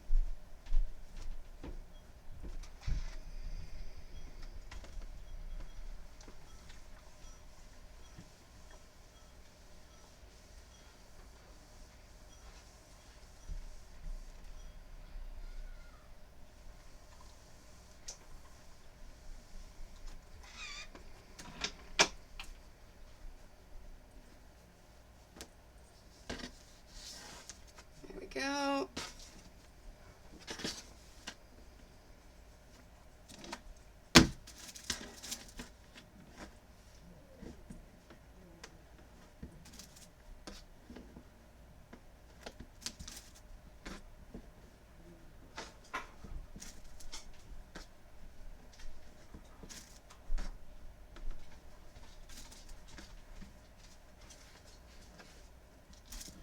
And after he barked at the neighbors and got his treat, Marley came back down again.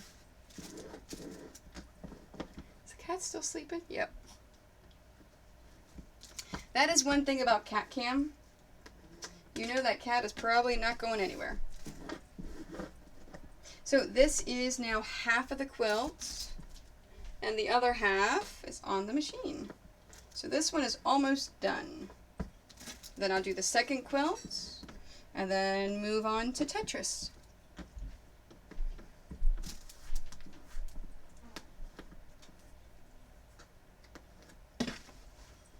So I still have that one piece that I messed up, so I will sew that one first.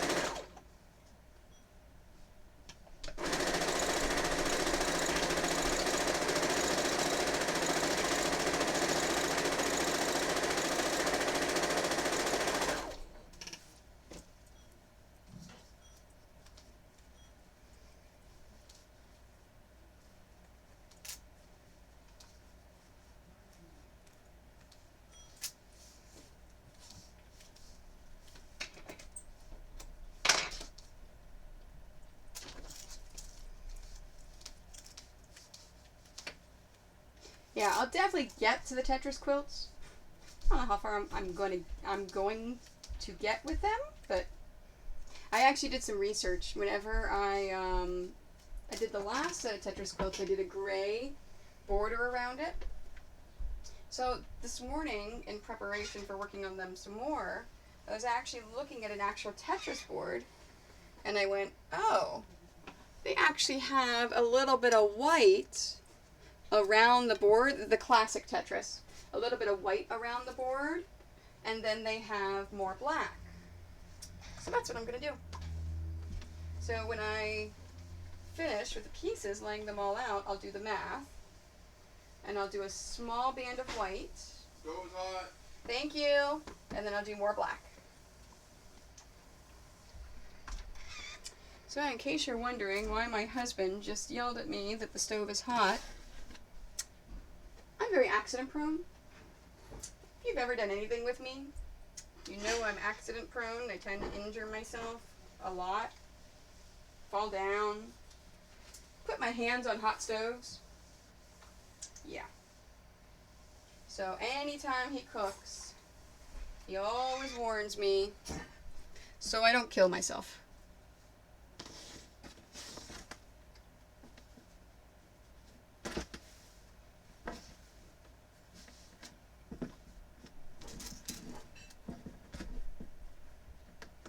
Alright, now because this is the second piece of the first quilt, I have this one and this one to then pin and sew together, and I'm finished with that. Whenever I make two quilts at the same time, to be more efficient, at this point I'll set this on the sewing machine, and then I'll move to the second quilt, and I'll start ironing and pinning that. When I get down, when I'm all finished, then I'll take those first two pieces and I'll put them in after this and this. I'll then iron and pin this. Work on the second quilt until I'm down to a single piece. And then I will sew them both at the same time. And then that way, I'm chaining. I have something constantly in the sewing machine that's not a scrap piece of fabric, so I'm not wasting any thread. Now, if I was doing a single quilt, at this point, I'd sew this and this, put a scrap piece in, iron pin it, and then sew it, and be done.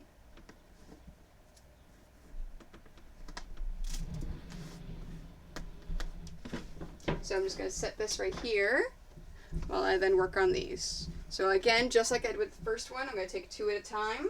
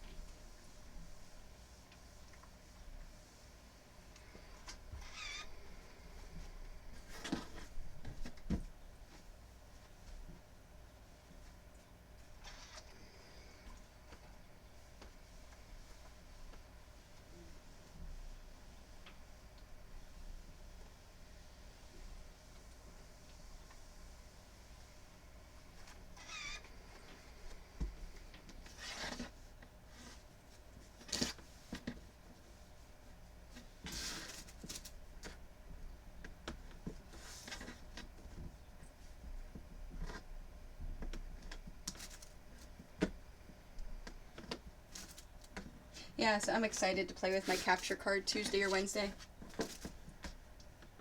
So I can play around with streaming from my Switch.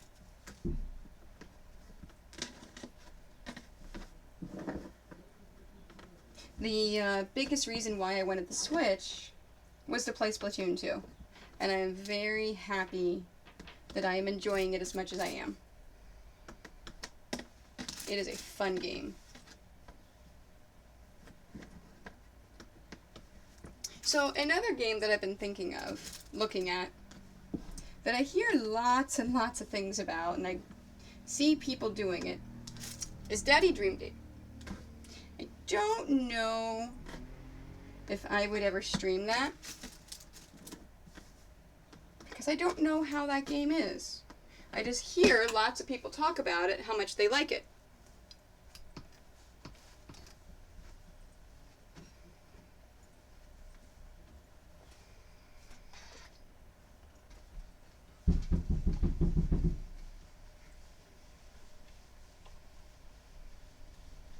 He does like to make a lot of noise up there, doesn't he?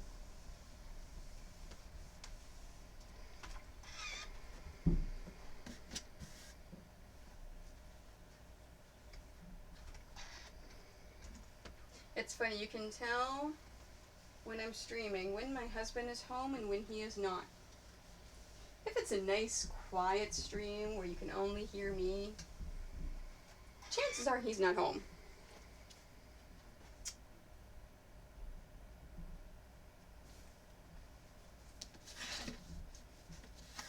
There we go.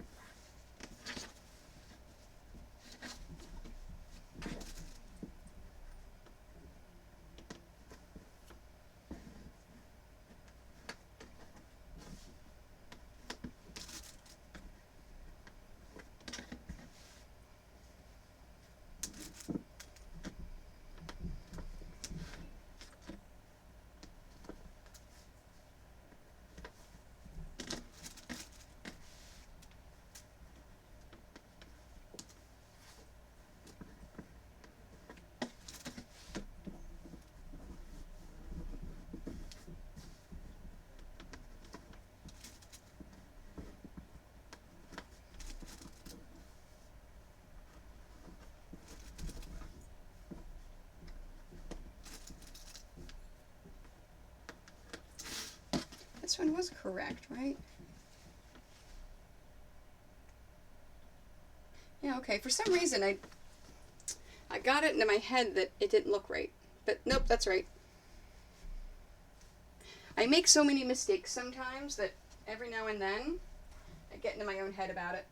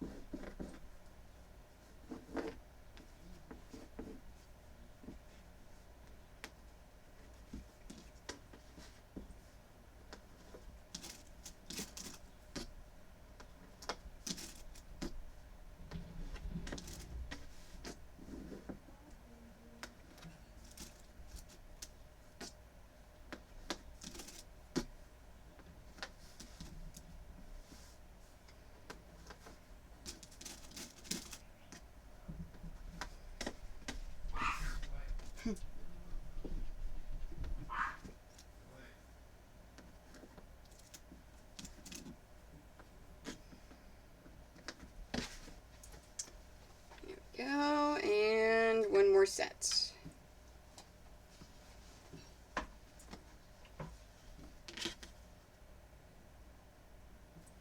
Yeah, this one was all, so it's all done correctly now.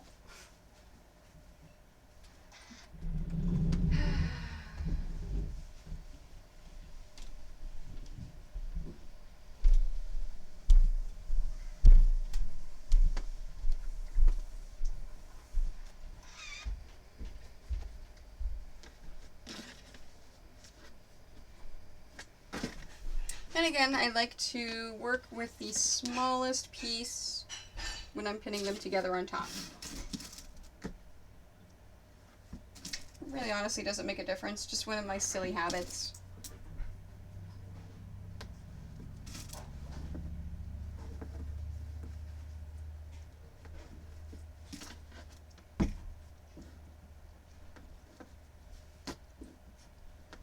Yeah, so if I haven't put the final border on the Ghostbusters, that's another thing I'll finish tomorrow. So if I don't get to it tomorrow during the day, Then I'll do it tomorrow night. Tomorrow during the day is going to be a nice, busy day for me because it is pattern release day. So I will be spending most of my day getting my new pattern up on my Craftsy, my Etsy, to my pattern supplier, everywhere that it needs to be before I make the announcement.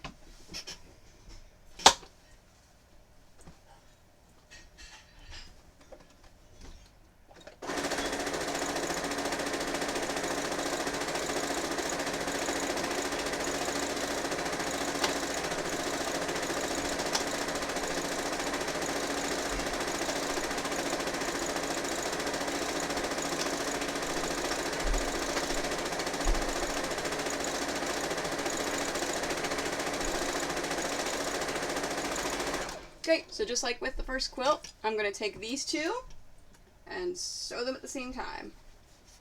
And I'll take the two out that are in the machine.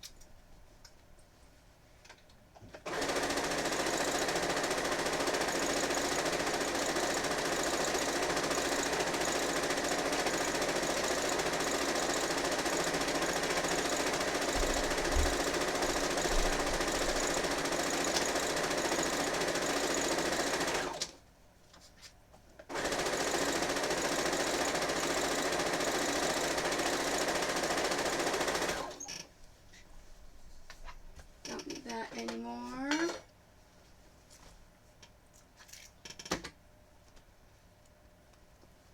Hi Soleil. Hi Marley.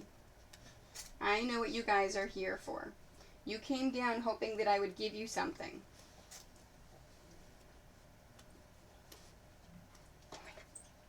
Again, they keep hearing me talk to myself. They're like, hey, this is the special time they give us stuff. You guys are looking very cute. I love you very much. No, I'm not going to give you anything today, honey. I heard you got something upstairs from Mike. Yes. You've already gotten plenty today. We spoil you greatly. They just sit and look at you with those eyes, like, please? Please?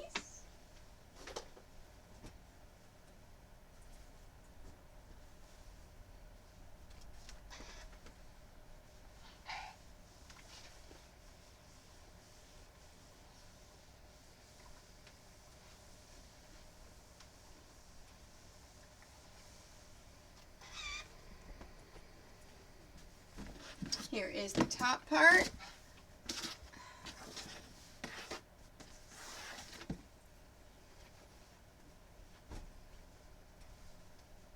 I think this is the first pixel quilt that I've done since I've gone to the 4-camera setup. I've got the camera overhead and the ironing camera.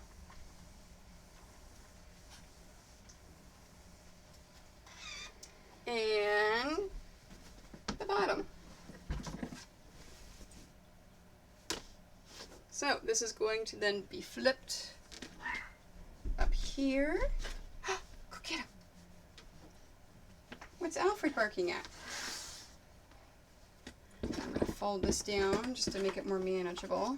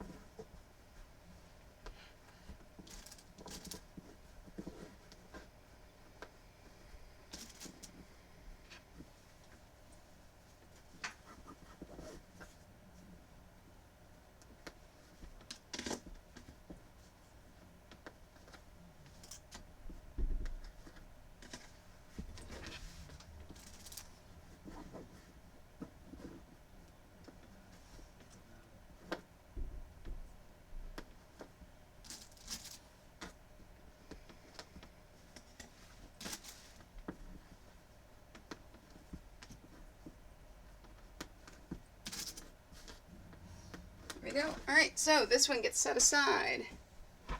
Marley, honey, you're in my way. I have to use this pedal you're on. You gotta move. I know, I love you. Now normally I would break down my drying rack at this point, but I'm gonna need it for Tetris.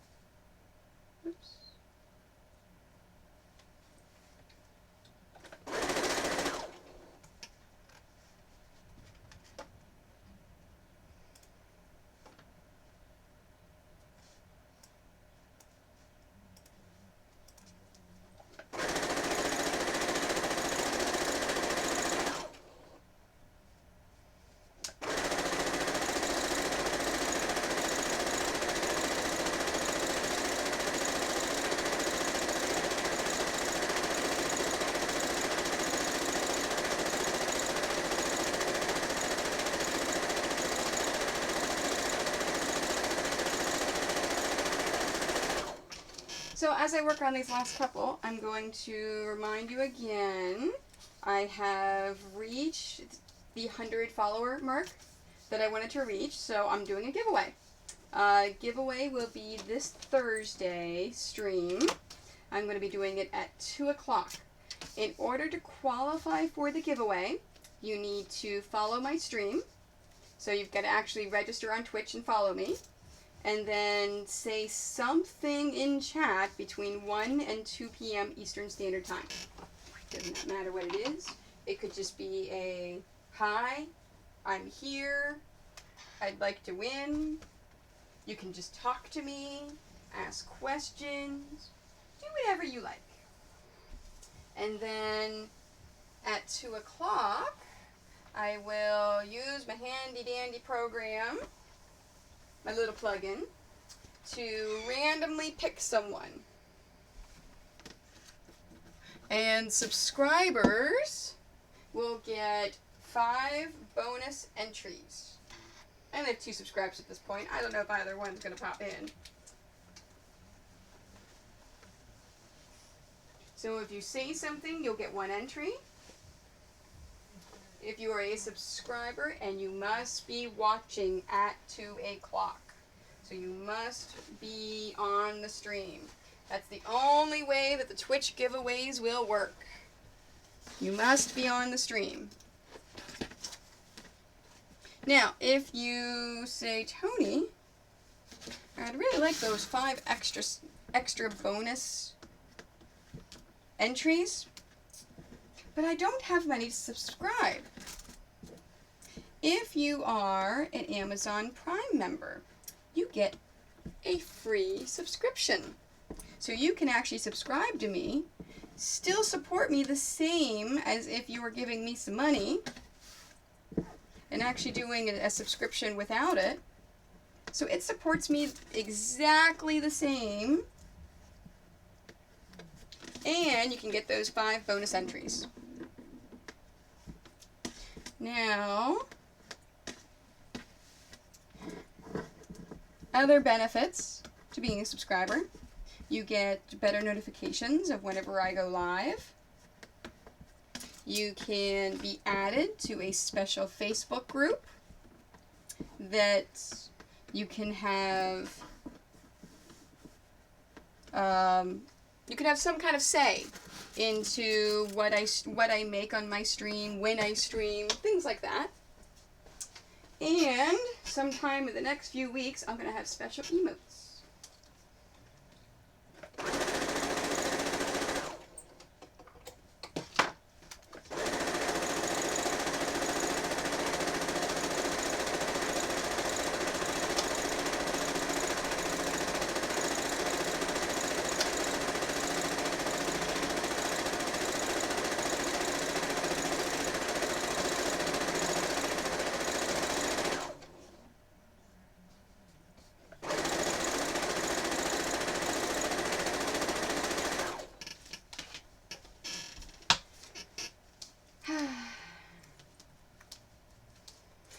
And I even didn't remind you again of what you could win. So on Thursday, I'm giving away a pattern of the winner's choice. So the winner actually gets to pick which pattern that they would like to win. And you can live anywhere in the world. You do not just have to live in North America. All of my patterns are available on Craftsy and Etsy as a PDF download. So there's no shipping.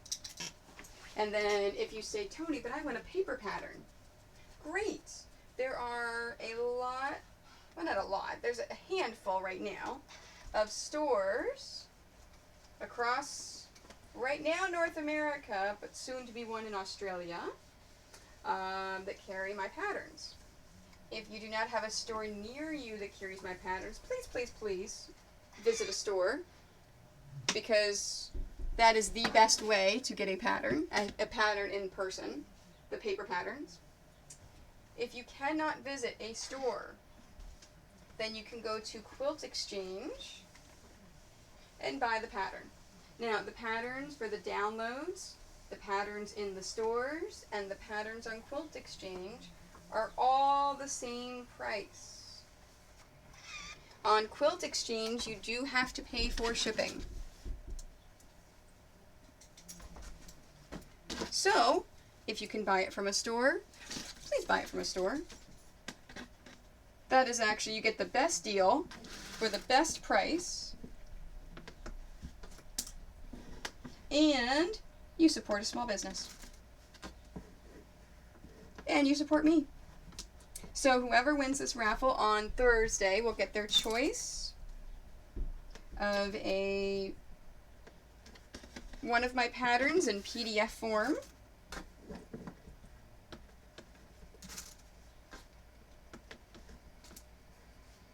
Any pattern they want.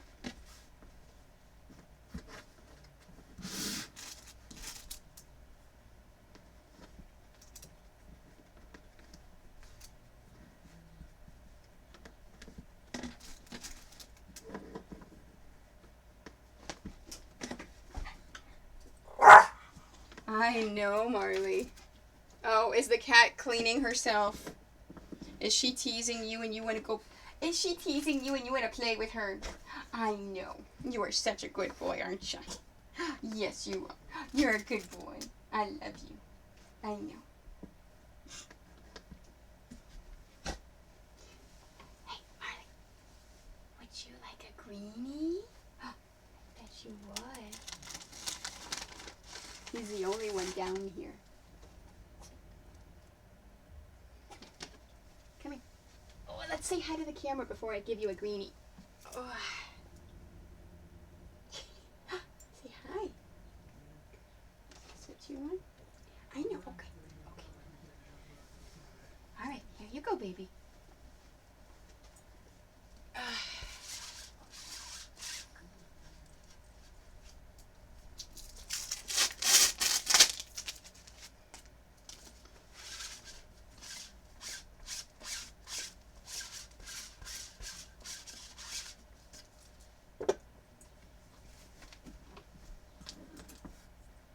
Cannot take the chance of hair getting into the fabrics, because I never know who is going to get this quilt.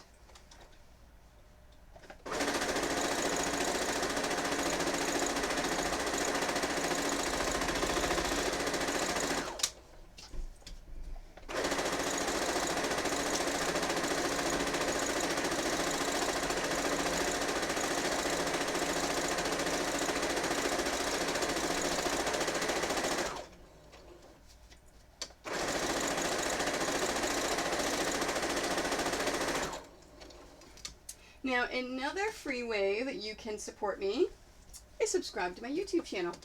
The link can be found below. And all of my videos get uploaded to YouTube. So you could be watching this on YouTube. If so, hi.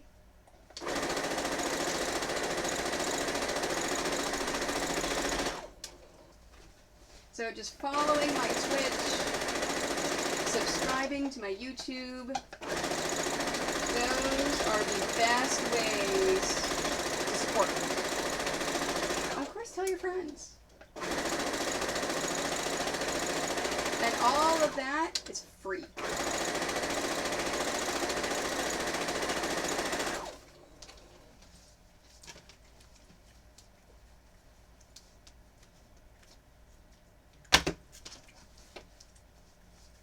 Oops. There it is. I pulled the pin out and I know where it went.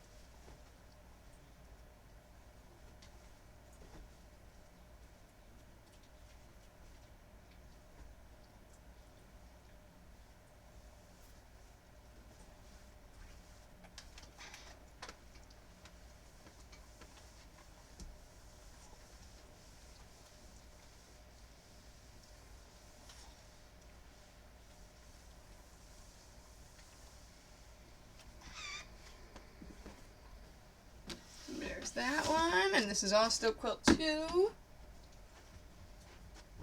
I'll show you the finished quilts whenever they are all finished before I move on to Tetris.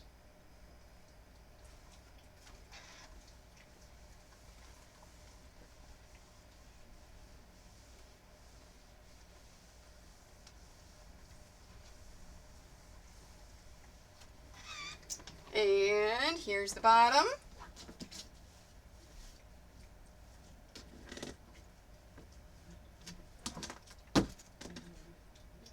I'm going to do this one a little bit differently and pin it and then roll it.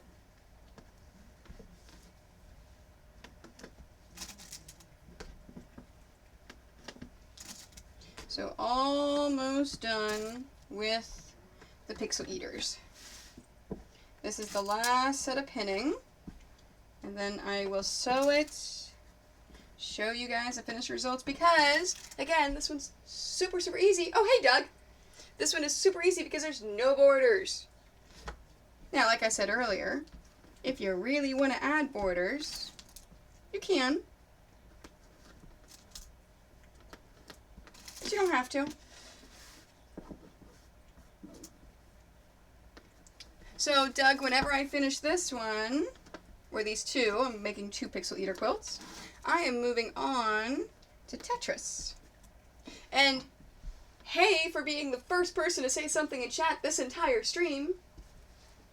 That's okay. Yesterday's stream was low on chat as well.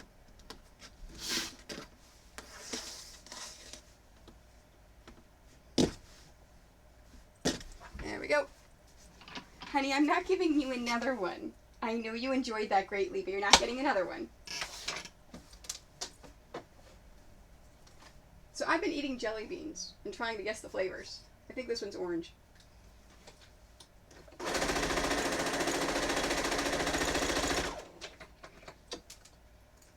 Yes. This one I'm eating is orange.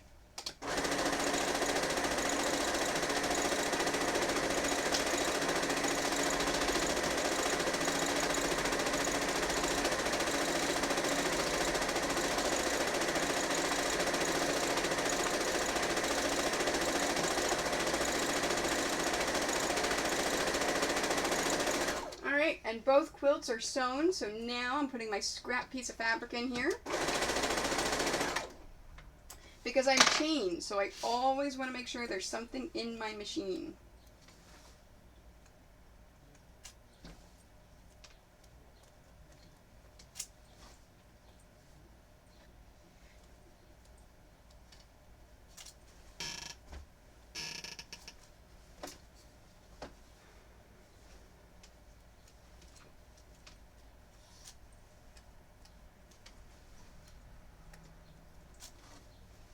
I like how Doug says hi and then goes away. I think he's still still watching, but she doesn't say anything else. That's okay. As I said before, even if there's people lurking, it is perfectly okay.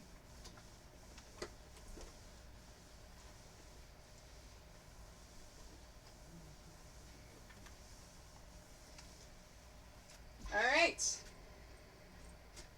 Oh, multitasking. Okay. All right, ready? Quilt number 1.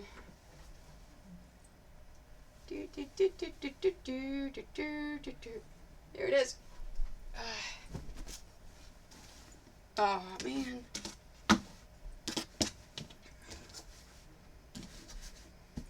There you go.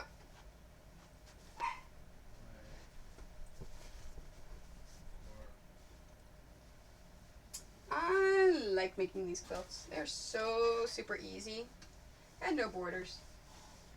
So I am done and I can move on to something else. So I will be pinning these Wednesday morning, and Wednesday evening I will be doing a quilting stream and I will be quilting these. There we go. So I will be quilting these two, the 2 Tetrises, and the Ghostbuster Commission. I'll also be quilting my Triforce quilt. And then if I have time, I'll quilt some of the t-shirt quilts. There we go. Alright, let me set these babies aside. Alright, now time for Tetris. So I finished all of the blocks that you saw me start the other day. Let me switch that pattern out for this pattern. Okay. Now, the biggest thing that I need, so I have finished making all of the colored blocks.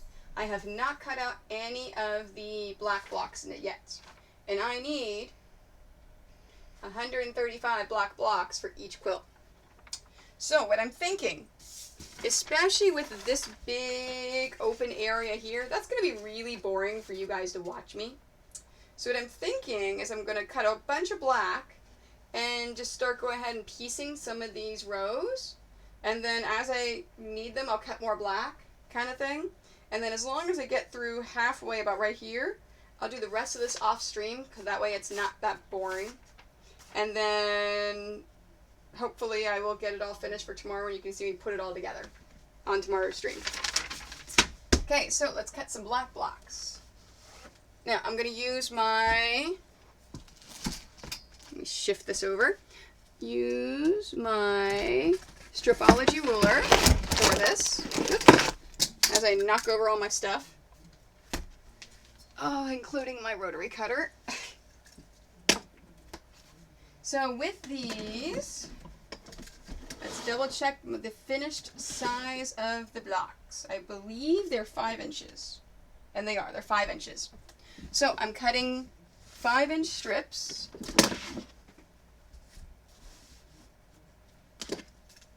I'm not even going to bother counting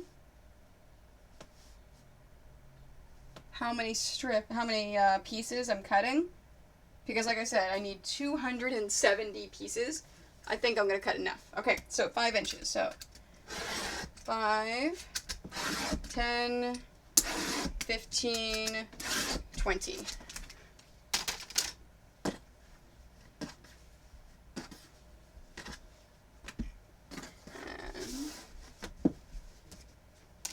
Now the nice thing about the Stripology ruler is it makes it go by so much faster. I know I said this a few days ago, but I'm really considering carrying these at the conventions. And maybe in my online shop. And then that way, if you want a nice, easy ruler for my patterns, you have it.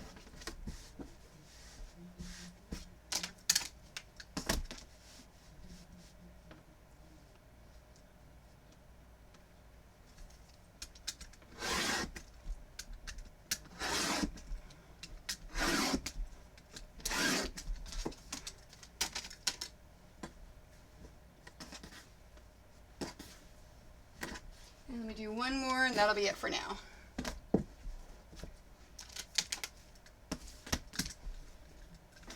If you've used a rotary cutter and cut strips of fabric before, you know how much of a pain in the butt it is and how long it takes. So you know how fast this is taking me with this ruler. How nice and easy it is. Okay, whoops. And that is the only downside to this ruler. Where are my scissors?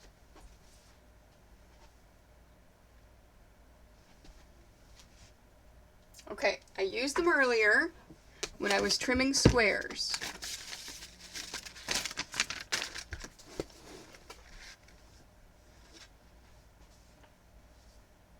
Anyone see my big blue-handled scissors on camera anywhere?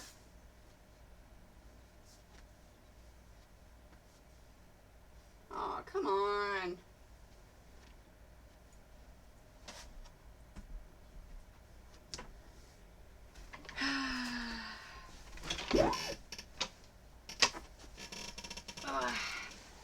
Alright, they're not down here. I'm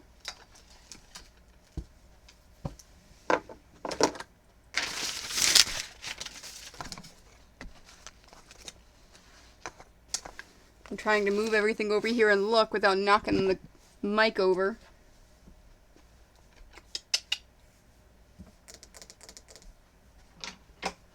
Dang it, I hate it when I do this. It happens a lot. I've already lost one of my favorite scissors from before. How do I do this? I literally just had them. Oh, you know what? Nope, not under there. I had them earlier sitting right here.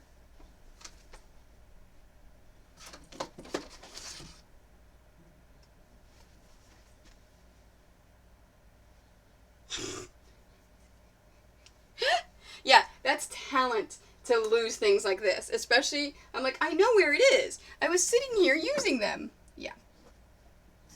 That is pure, pure talent.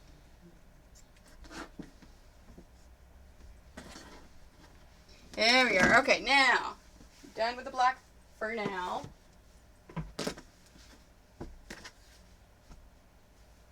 Alright, whenever you are cutting fabric from strips, make sure you iron the strips first. Doesn't matter if it's in one of my quilt kits. Hi, Iron Bands, Graham. I know, don't you hate that? I'm like, I was going crazy. I know exactly where it is. But it wasn't there, and I couldn't find it.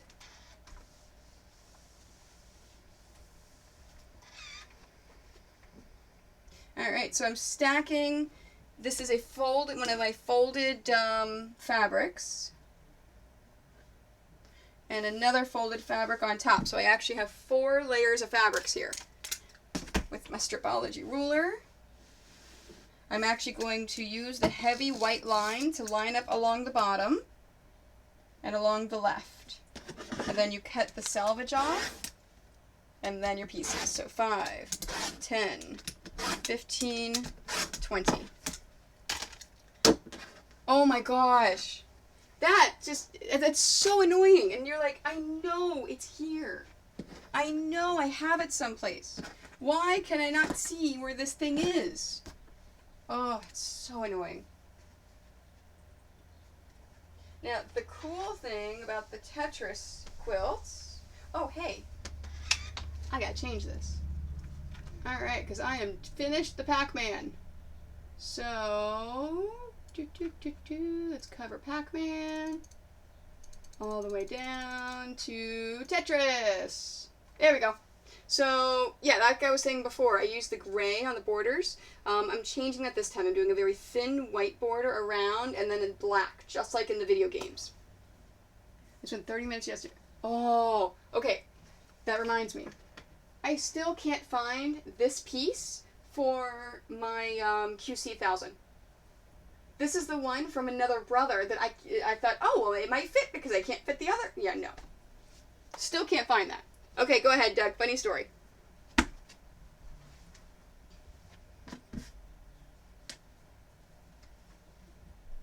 Oh, I should change the title as well.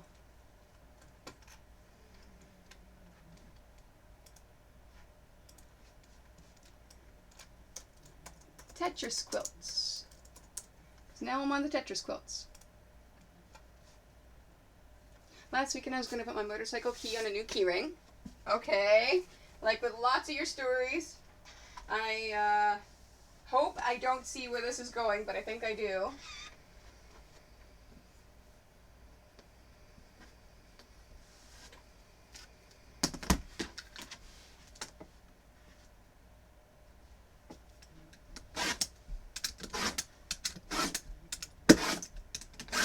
I love this ruler. I was sure I had it at my office desk downstairs, okay? Oh, okay, so it's a story like something that I just did.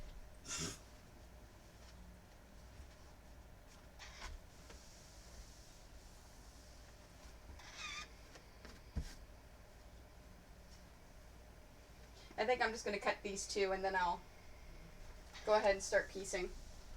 Because like I said, that big black area at the top, I'm not going to bore you and piece that in front of you.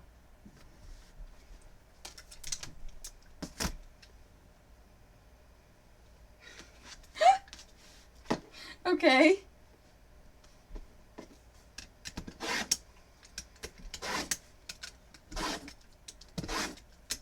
I mean, like you said, that's pure talent. Losing stuff like that. Oh! Okay. I asked Lori, well, it's...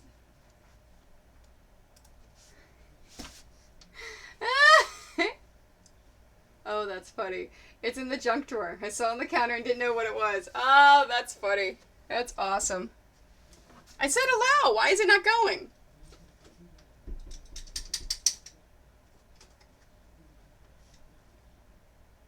That's weird.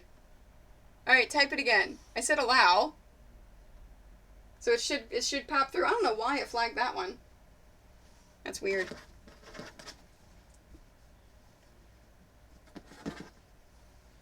So the motorcycle key, she put it in the junk drawer because she didn't know what it was.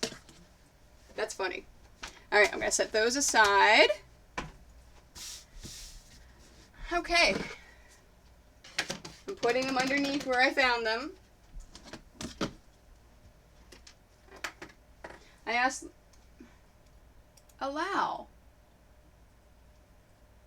I asked Lori and she said she had put it in the junk drawer. I don't know why it's not going through. That's really weird. And I said, allow.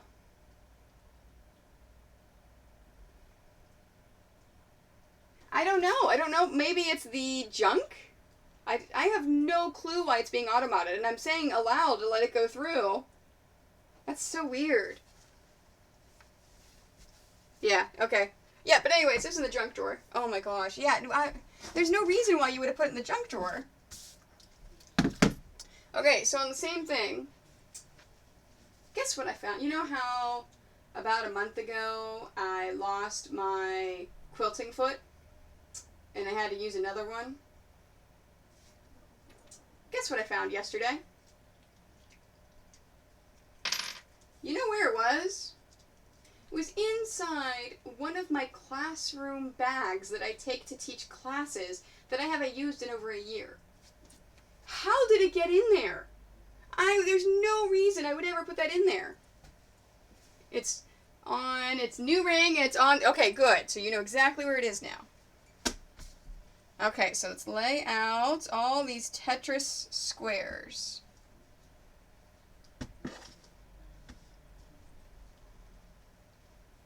That I made the other day. Now, these are, if you didn't watch the Tetris one the other day, these are a little different than the ones on the screen. The ones on the screen are a 3-color block. These are a 2-color block. So, they have 2 colors instead of 3. Yeah, I know, gnomes, right? Jimmy Hoffa. How did I miss my mouth? I just missed my mouth with the jelly bean. Alright. I start from the bottom up. So, yellow. That's a dark blue, right? Yep. Dark blue. dark blue. And to switch it up, I'm actually going, because if I did it this way, it would make it look like this. So I'm actually going to turn my blocks this way. So these two are actually different fabrics to make it look like a little bit cooler. Orange. And let me do it this way, like I do my normal blocks. Orange. Black. Here's the black for that row, because you know Tetris, you have to have a black in every row. Purple. Yellow. And 2 light blues.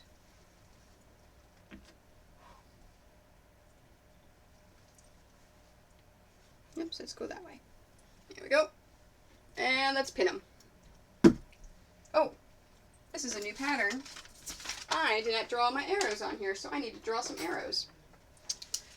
Okay, let's go right, left, because I want to nest my seams.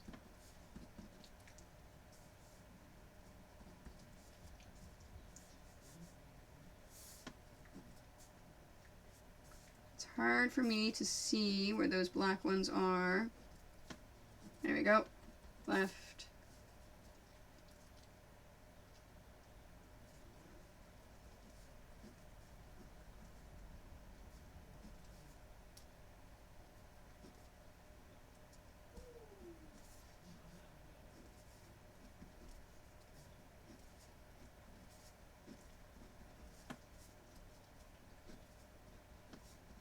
There we go. So right, left, right, left, right, left, right, left, right, left, right, left, right, left, right, left, right, left, right, left. Okay, making sure it's that right. Every now and then I go right, right, or left, left. That would be good. Okay. Okay, so this one. Seams are going to go the right-hand side. So I'm going to pick up the right-hand block, flip it up over the left, and pin it in place.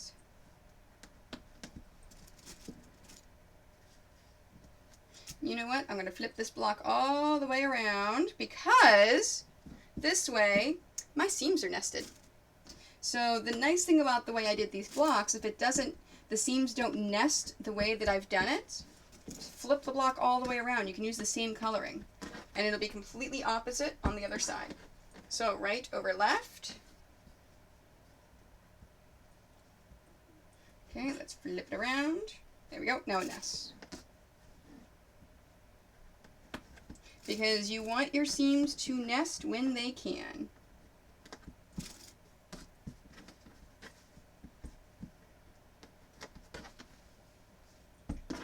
And then right over left.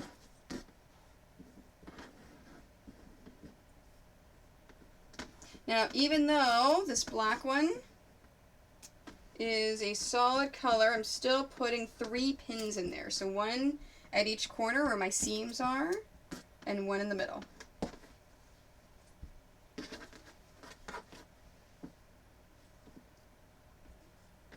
Now let's flip this one around. There we go.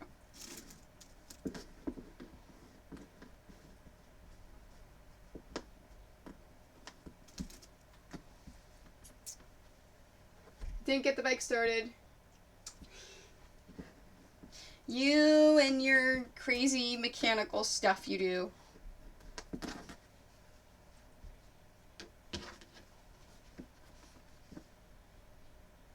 You know, I don't understand any of that talk you just said, right?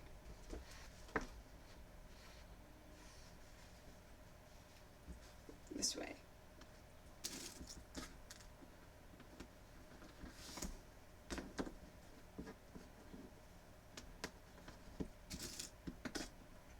All I know is you're a sad panda. And what should make you a happy panda is I reached the 100 viewers. Oh, why am I sewing this? I'm not done. I still have all these rows to do. I reached the 100 viewers that I wanted to do. So I'm doing a giveaway on Thursday. Info's at the top. So I'm giving away one of my quilt patterns. Quilt pattern of your choice. Okay, let me check to see what... This one, okay, so I'm going to go that way. You know what? I really should just lay them all out. For the ones. You know what? I'm going to do that. Okay. I'm undoing what I just did.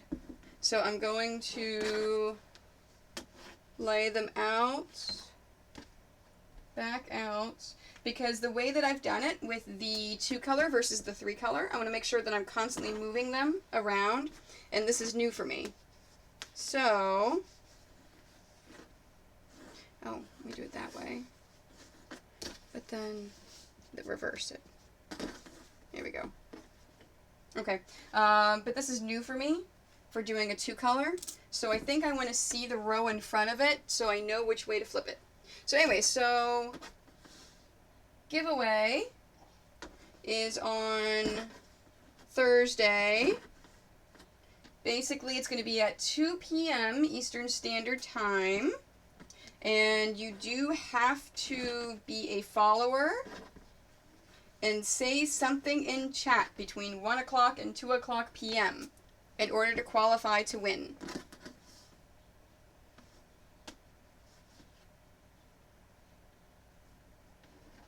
And that is it. And I will randomly pick, I will do the random generator thing that I have, the program that I have, and it'll randomly pick one person that has commented between 1 and 2 o'clock p.m. And if you are a subscriber, you get 5 extra tickets. 5 extra chances. Okay, so I've got that one. So then light blue. Alright, and then dark blue. Okay, see, this is where I was concerned. So the dark blue has got that, so I'm going to make sure it goes this way. Because I want the pattern to constantly move and change. So, and whoever wins the drawing will choose a pattern, any of my quilt patterns that they want. I will then, that day, send it to them in an email.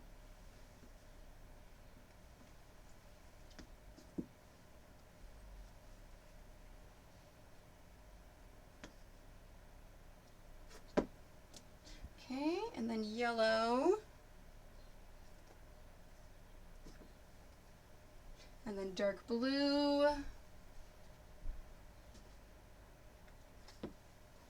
And then light blue.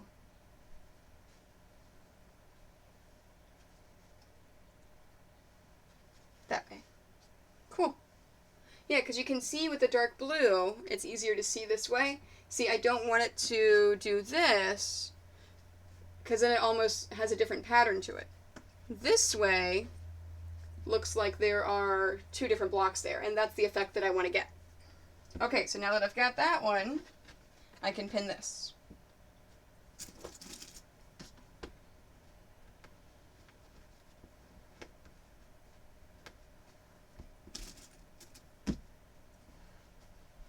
And then I keep going back and forth. I was talking to a few people about the next giveaway, if I should do another pattern at 200, or if I should do an actual kit at 250.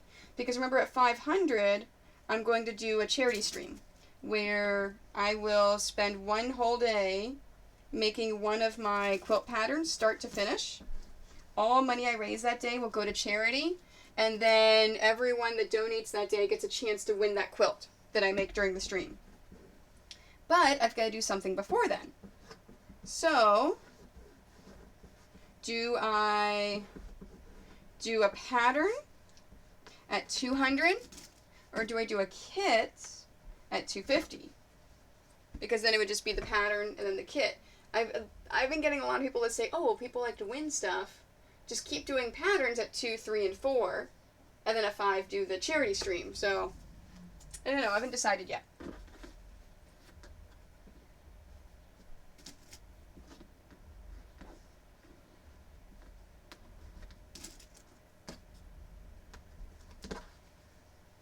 Oops. I did not put a pin in the center of this one.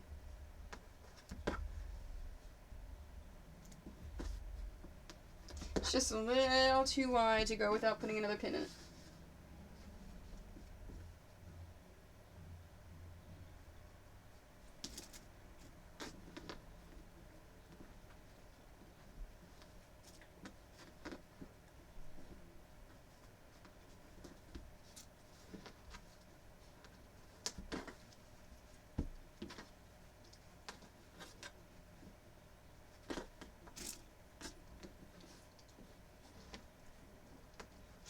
and Doug, I purchased my gaming laptop. I was talking about this at the beginning of the stream. I've purchased my gaming laptop, but I had to send it to the Maryland address because of duty and taxes and everything else.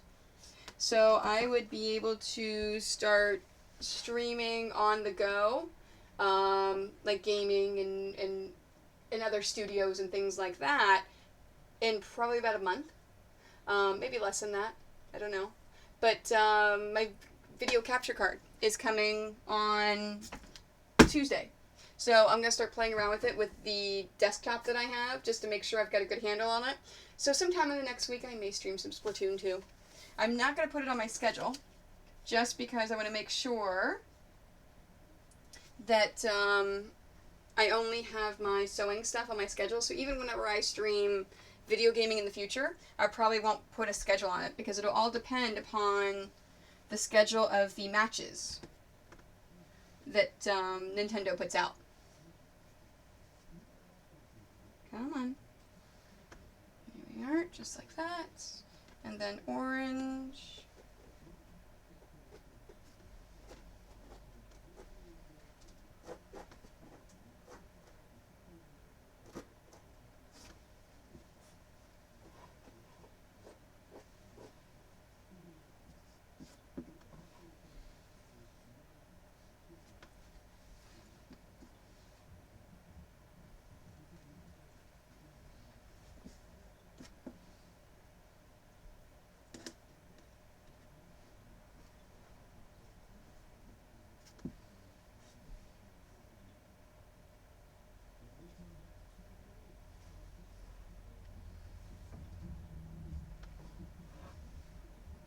And another dark blue.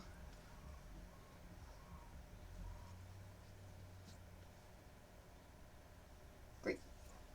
Just making sure. Okay, now this one seems to go to the left. Oh,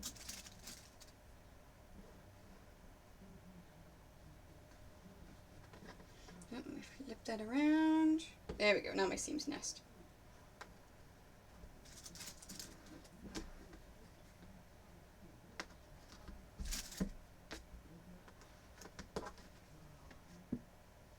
To the right. No, the left. Left, Tony. Left. Seriously.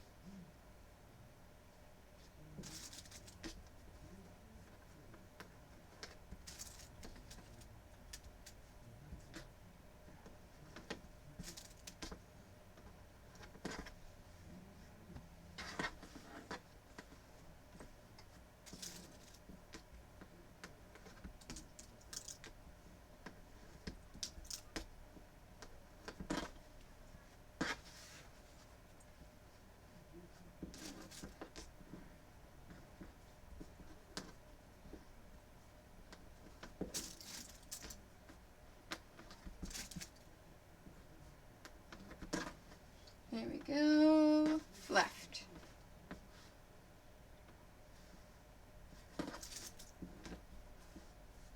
And something else to make you happy. Pirate Day at the Renfest. Was it 2 months now? In 2 months.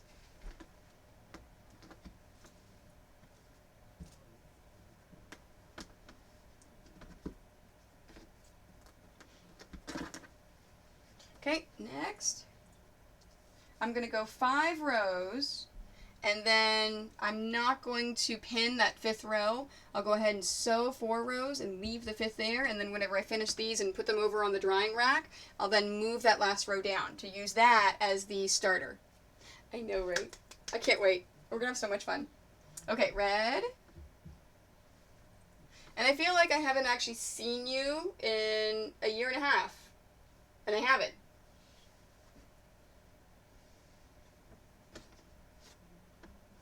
Okay, and light blue.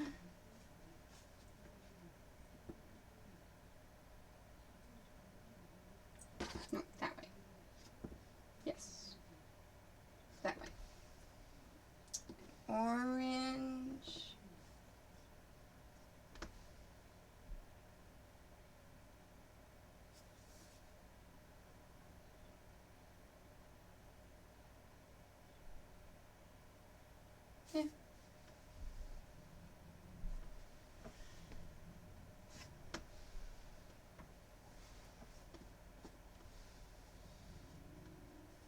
And then another black.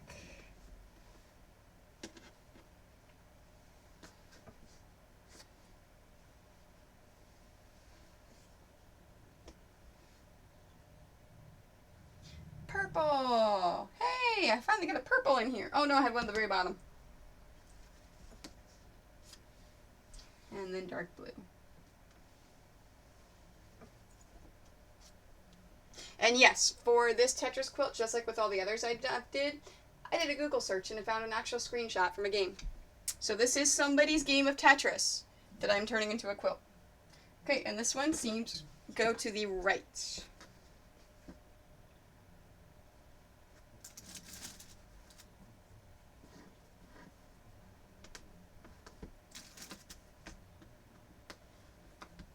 Yeah, I could have just played one myself, but I like whenever I'm not making one for someone. So if I'm making a Tetris quilt as a commission, I'll actually have them play a game of Tetris and then turn it into a quilt.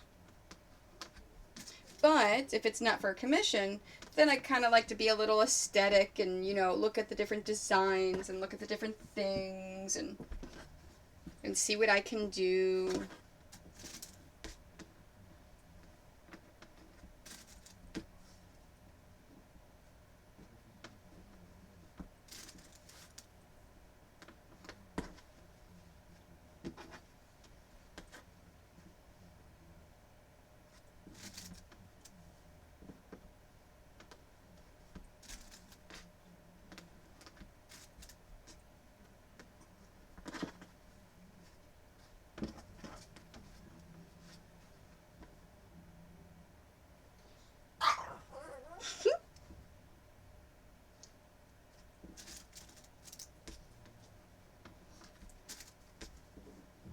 Oh, Marley.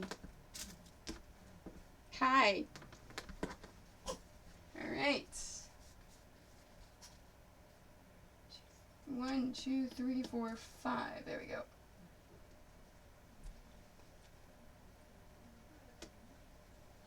One, two, three reds,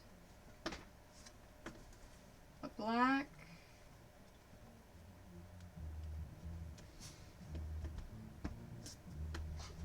an orange, 2 blacks,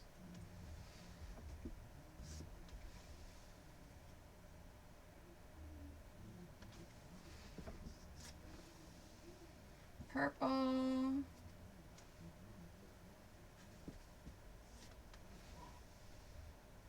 purple, whoop, there we go, that way, no,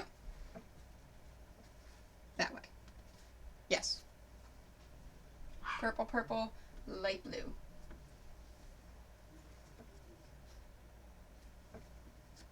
There we go. Okay, and then this one seems they're going to the left. Now, let's say if I mess this up, like I tend to mess things up. If I were to accidentally put the seams facing the wrong direction, not a big deal. You can re-iron it. The biggest thing that you've got to keep an eye on is making sure that you're sewing them in the correct order. So that's the biggest thing that I'm concerned with.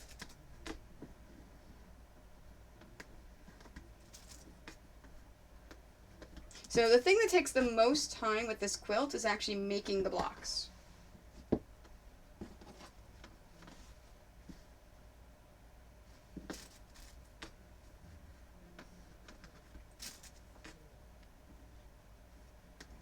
And there really are not that many blocks in a row. So after I sew and iron them, I'll just double check to make sure they're in the right order.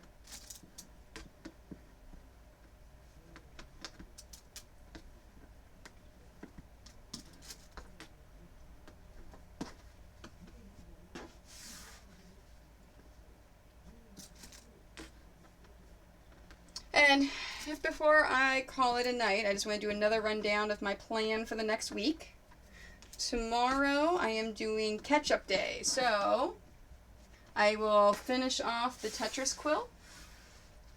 So I may finish off rows tomorrow during the day if I have time. Tomorrow is pattern release day.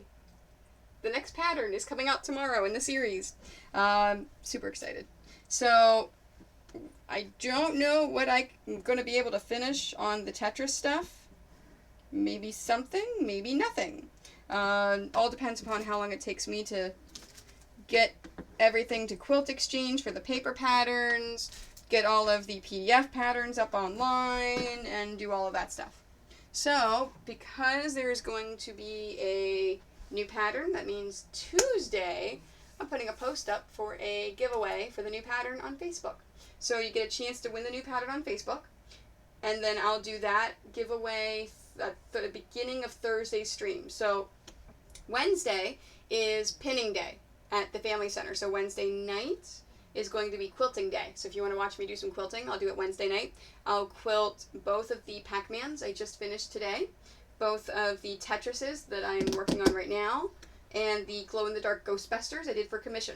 If I have time, I will work on the t-shirt quilts that I have pinned, and I'll get those done. And then Thursday at the beginning of the stream at 1 o'clock, I'll do the giveaway for the Facebook. So I'll Facebook Live and Twitch at the same time, do that giveaway. And then an hour, I'll either continue to quilt, depending upon how much I got done Wednesday, or I'll bind.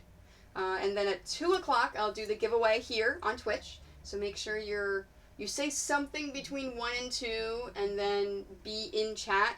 You don't have to say something else again, but actually be here at 2 o'clock, and then I'll do the random giveaway. And the winner of that gets a pattern of their choice. And then the rest of the stream, I'll either quilt or I'll bind. And then Friday's stream, I'll do binding. And then if I finish it all, then I will get started on the horror quilt for the commission. Super excited to work on that one. So, yeah. So I will see what I can get done of this tomorrow during the day. May or may not get a lot of it. So you may have to see some of that boring, solid black work. But I will try to sew the rows together on tomorrow's stream, so you can see that. And then I'll do the white border and then the black border around that. And then for some reason, if I get finished with that early, then I will work on dice bags, because I need to get dice bags done for Gen Con, because Gen Con. So I'm going to call it a stream for today. Thanks for joining me. I appreciate it. Tomorrow's stream's going to be, what time did I decide? 5 to 8. So same time today I'm doing tomorrow, 5 o'clock to 8 o'clock Eastern Standard Time. So I will see you guys then. And don't forget, you do need to follow my channel to be eligible to win the Twitch drawing on Thursday. But you do not have to be a follower on Twitch, just a follower on my Facebook, and then make a comment on the Facebook thing tomorrow to win the new pattern that's being released tomorrow. So 2 things you can win this week. Lots of giveaways. I'm so excited. So thanks for joining me. I appreciate it. And thanks again to Evil Knock, my god, Mesh Hugga, and Frank Font for follows today, because you guys put me over the top. So I'm now at 100, so I can do giveaways. So yay. So see you guys tomorrow. Thanks again. I appreciate you all.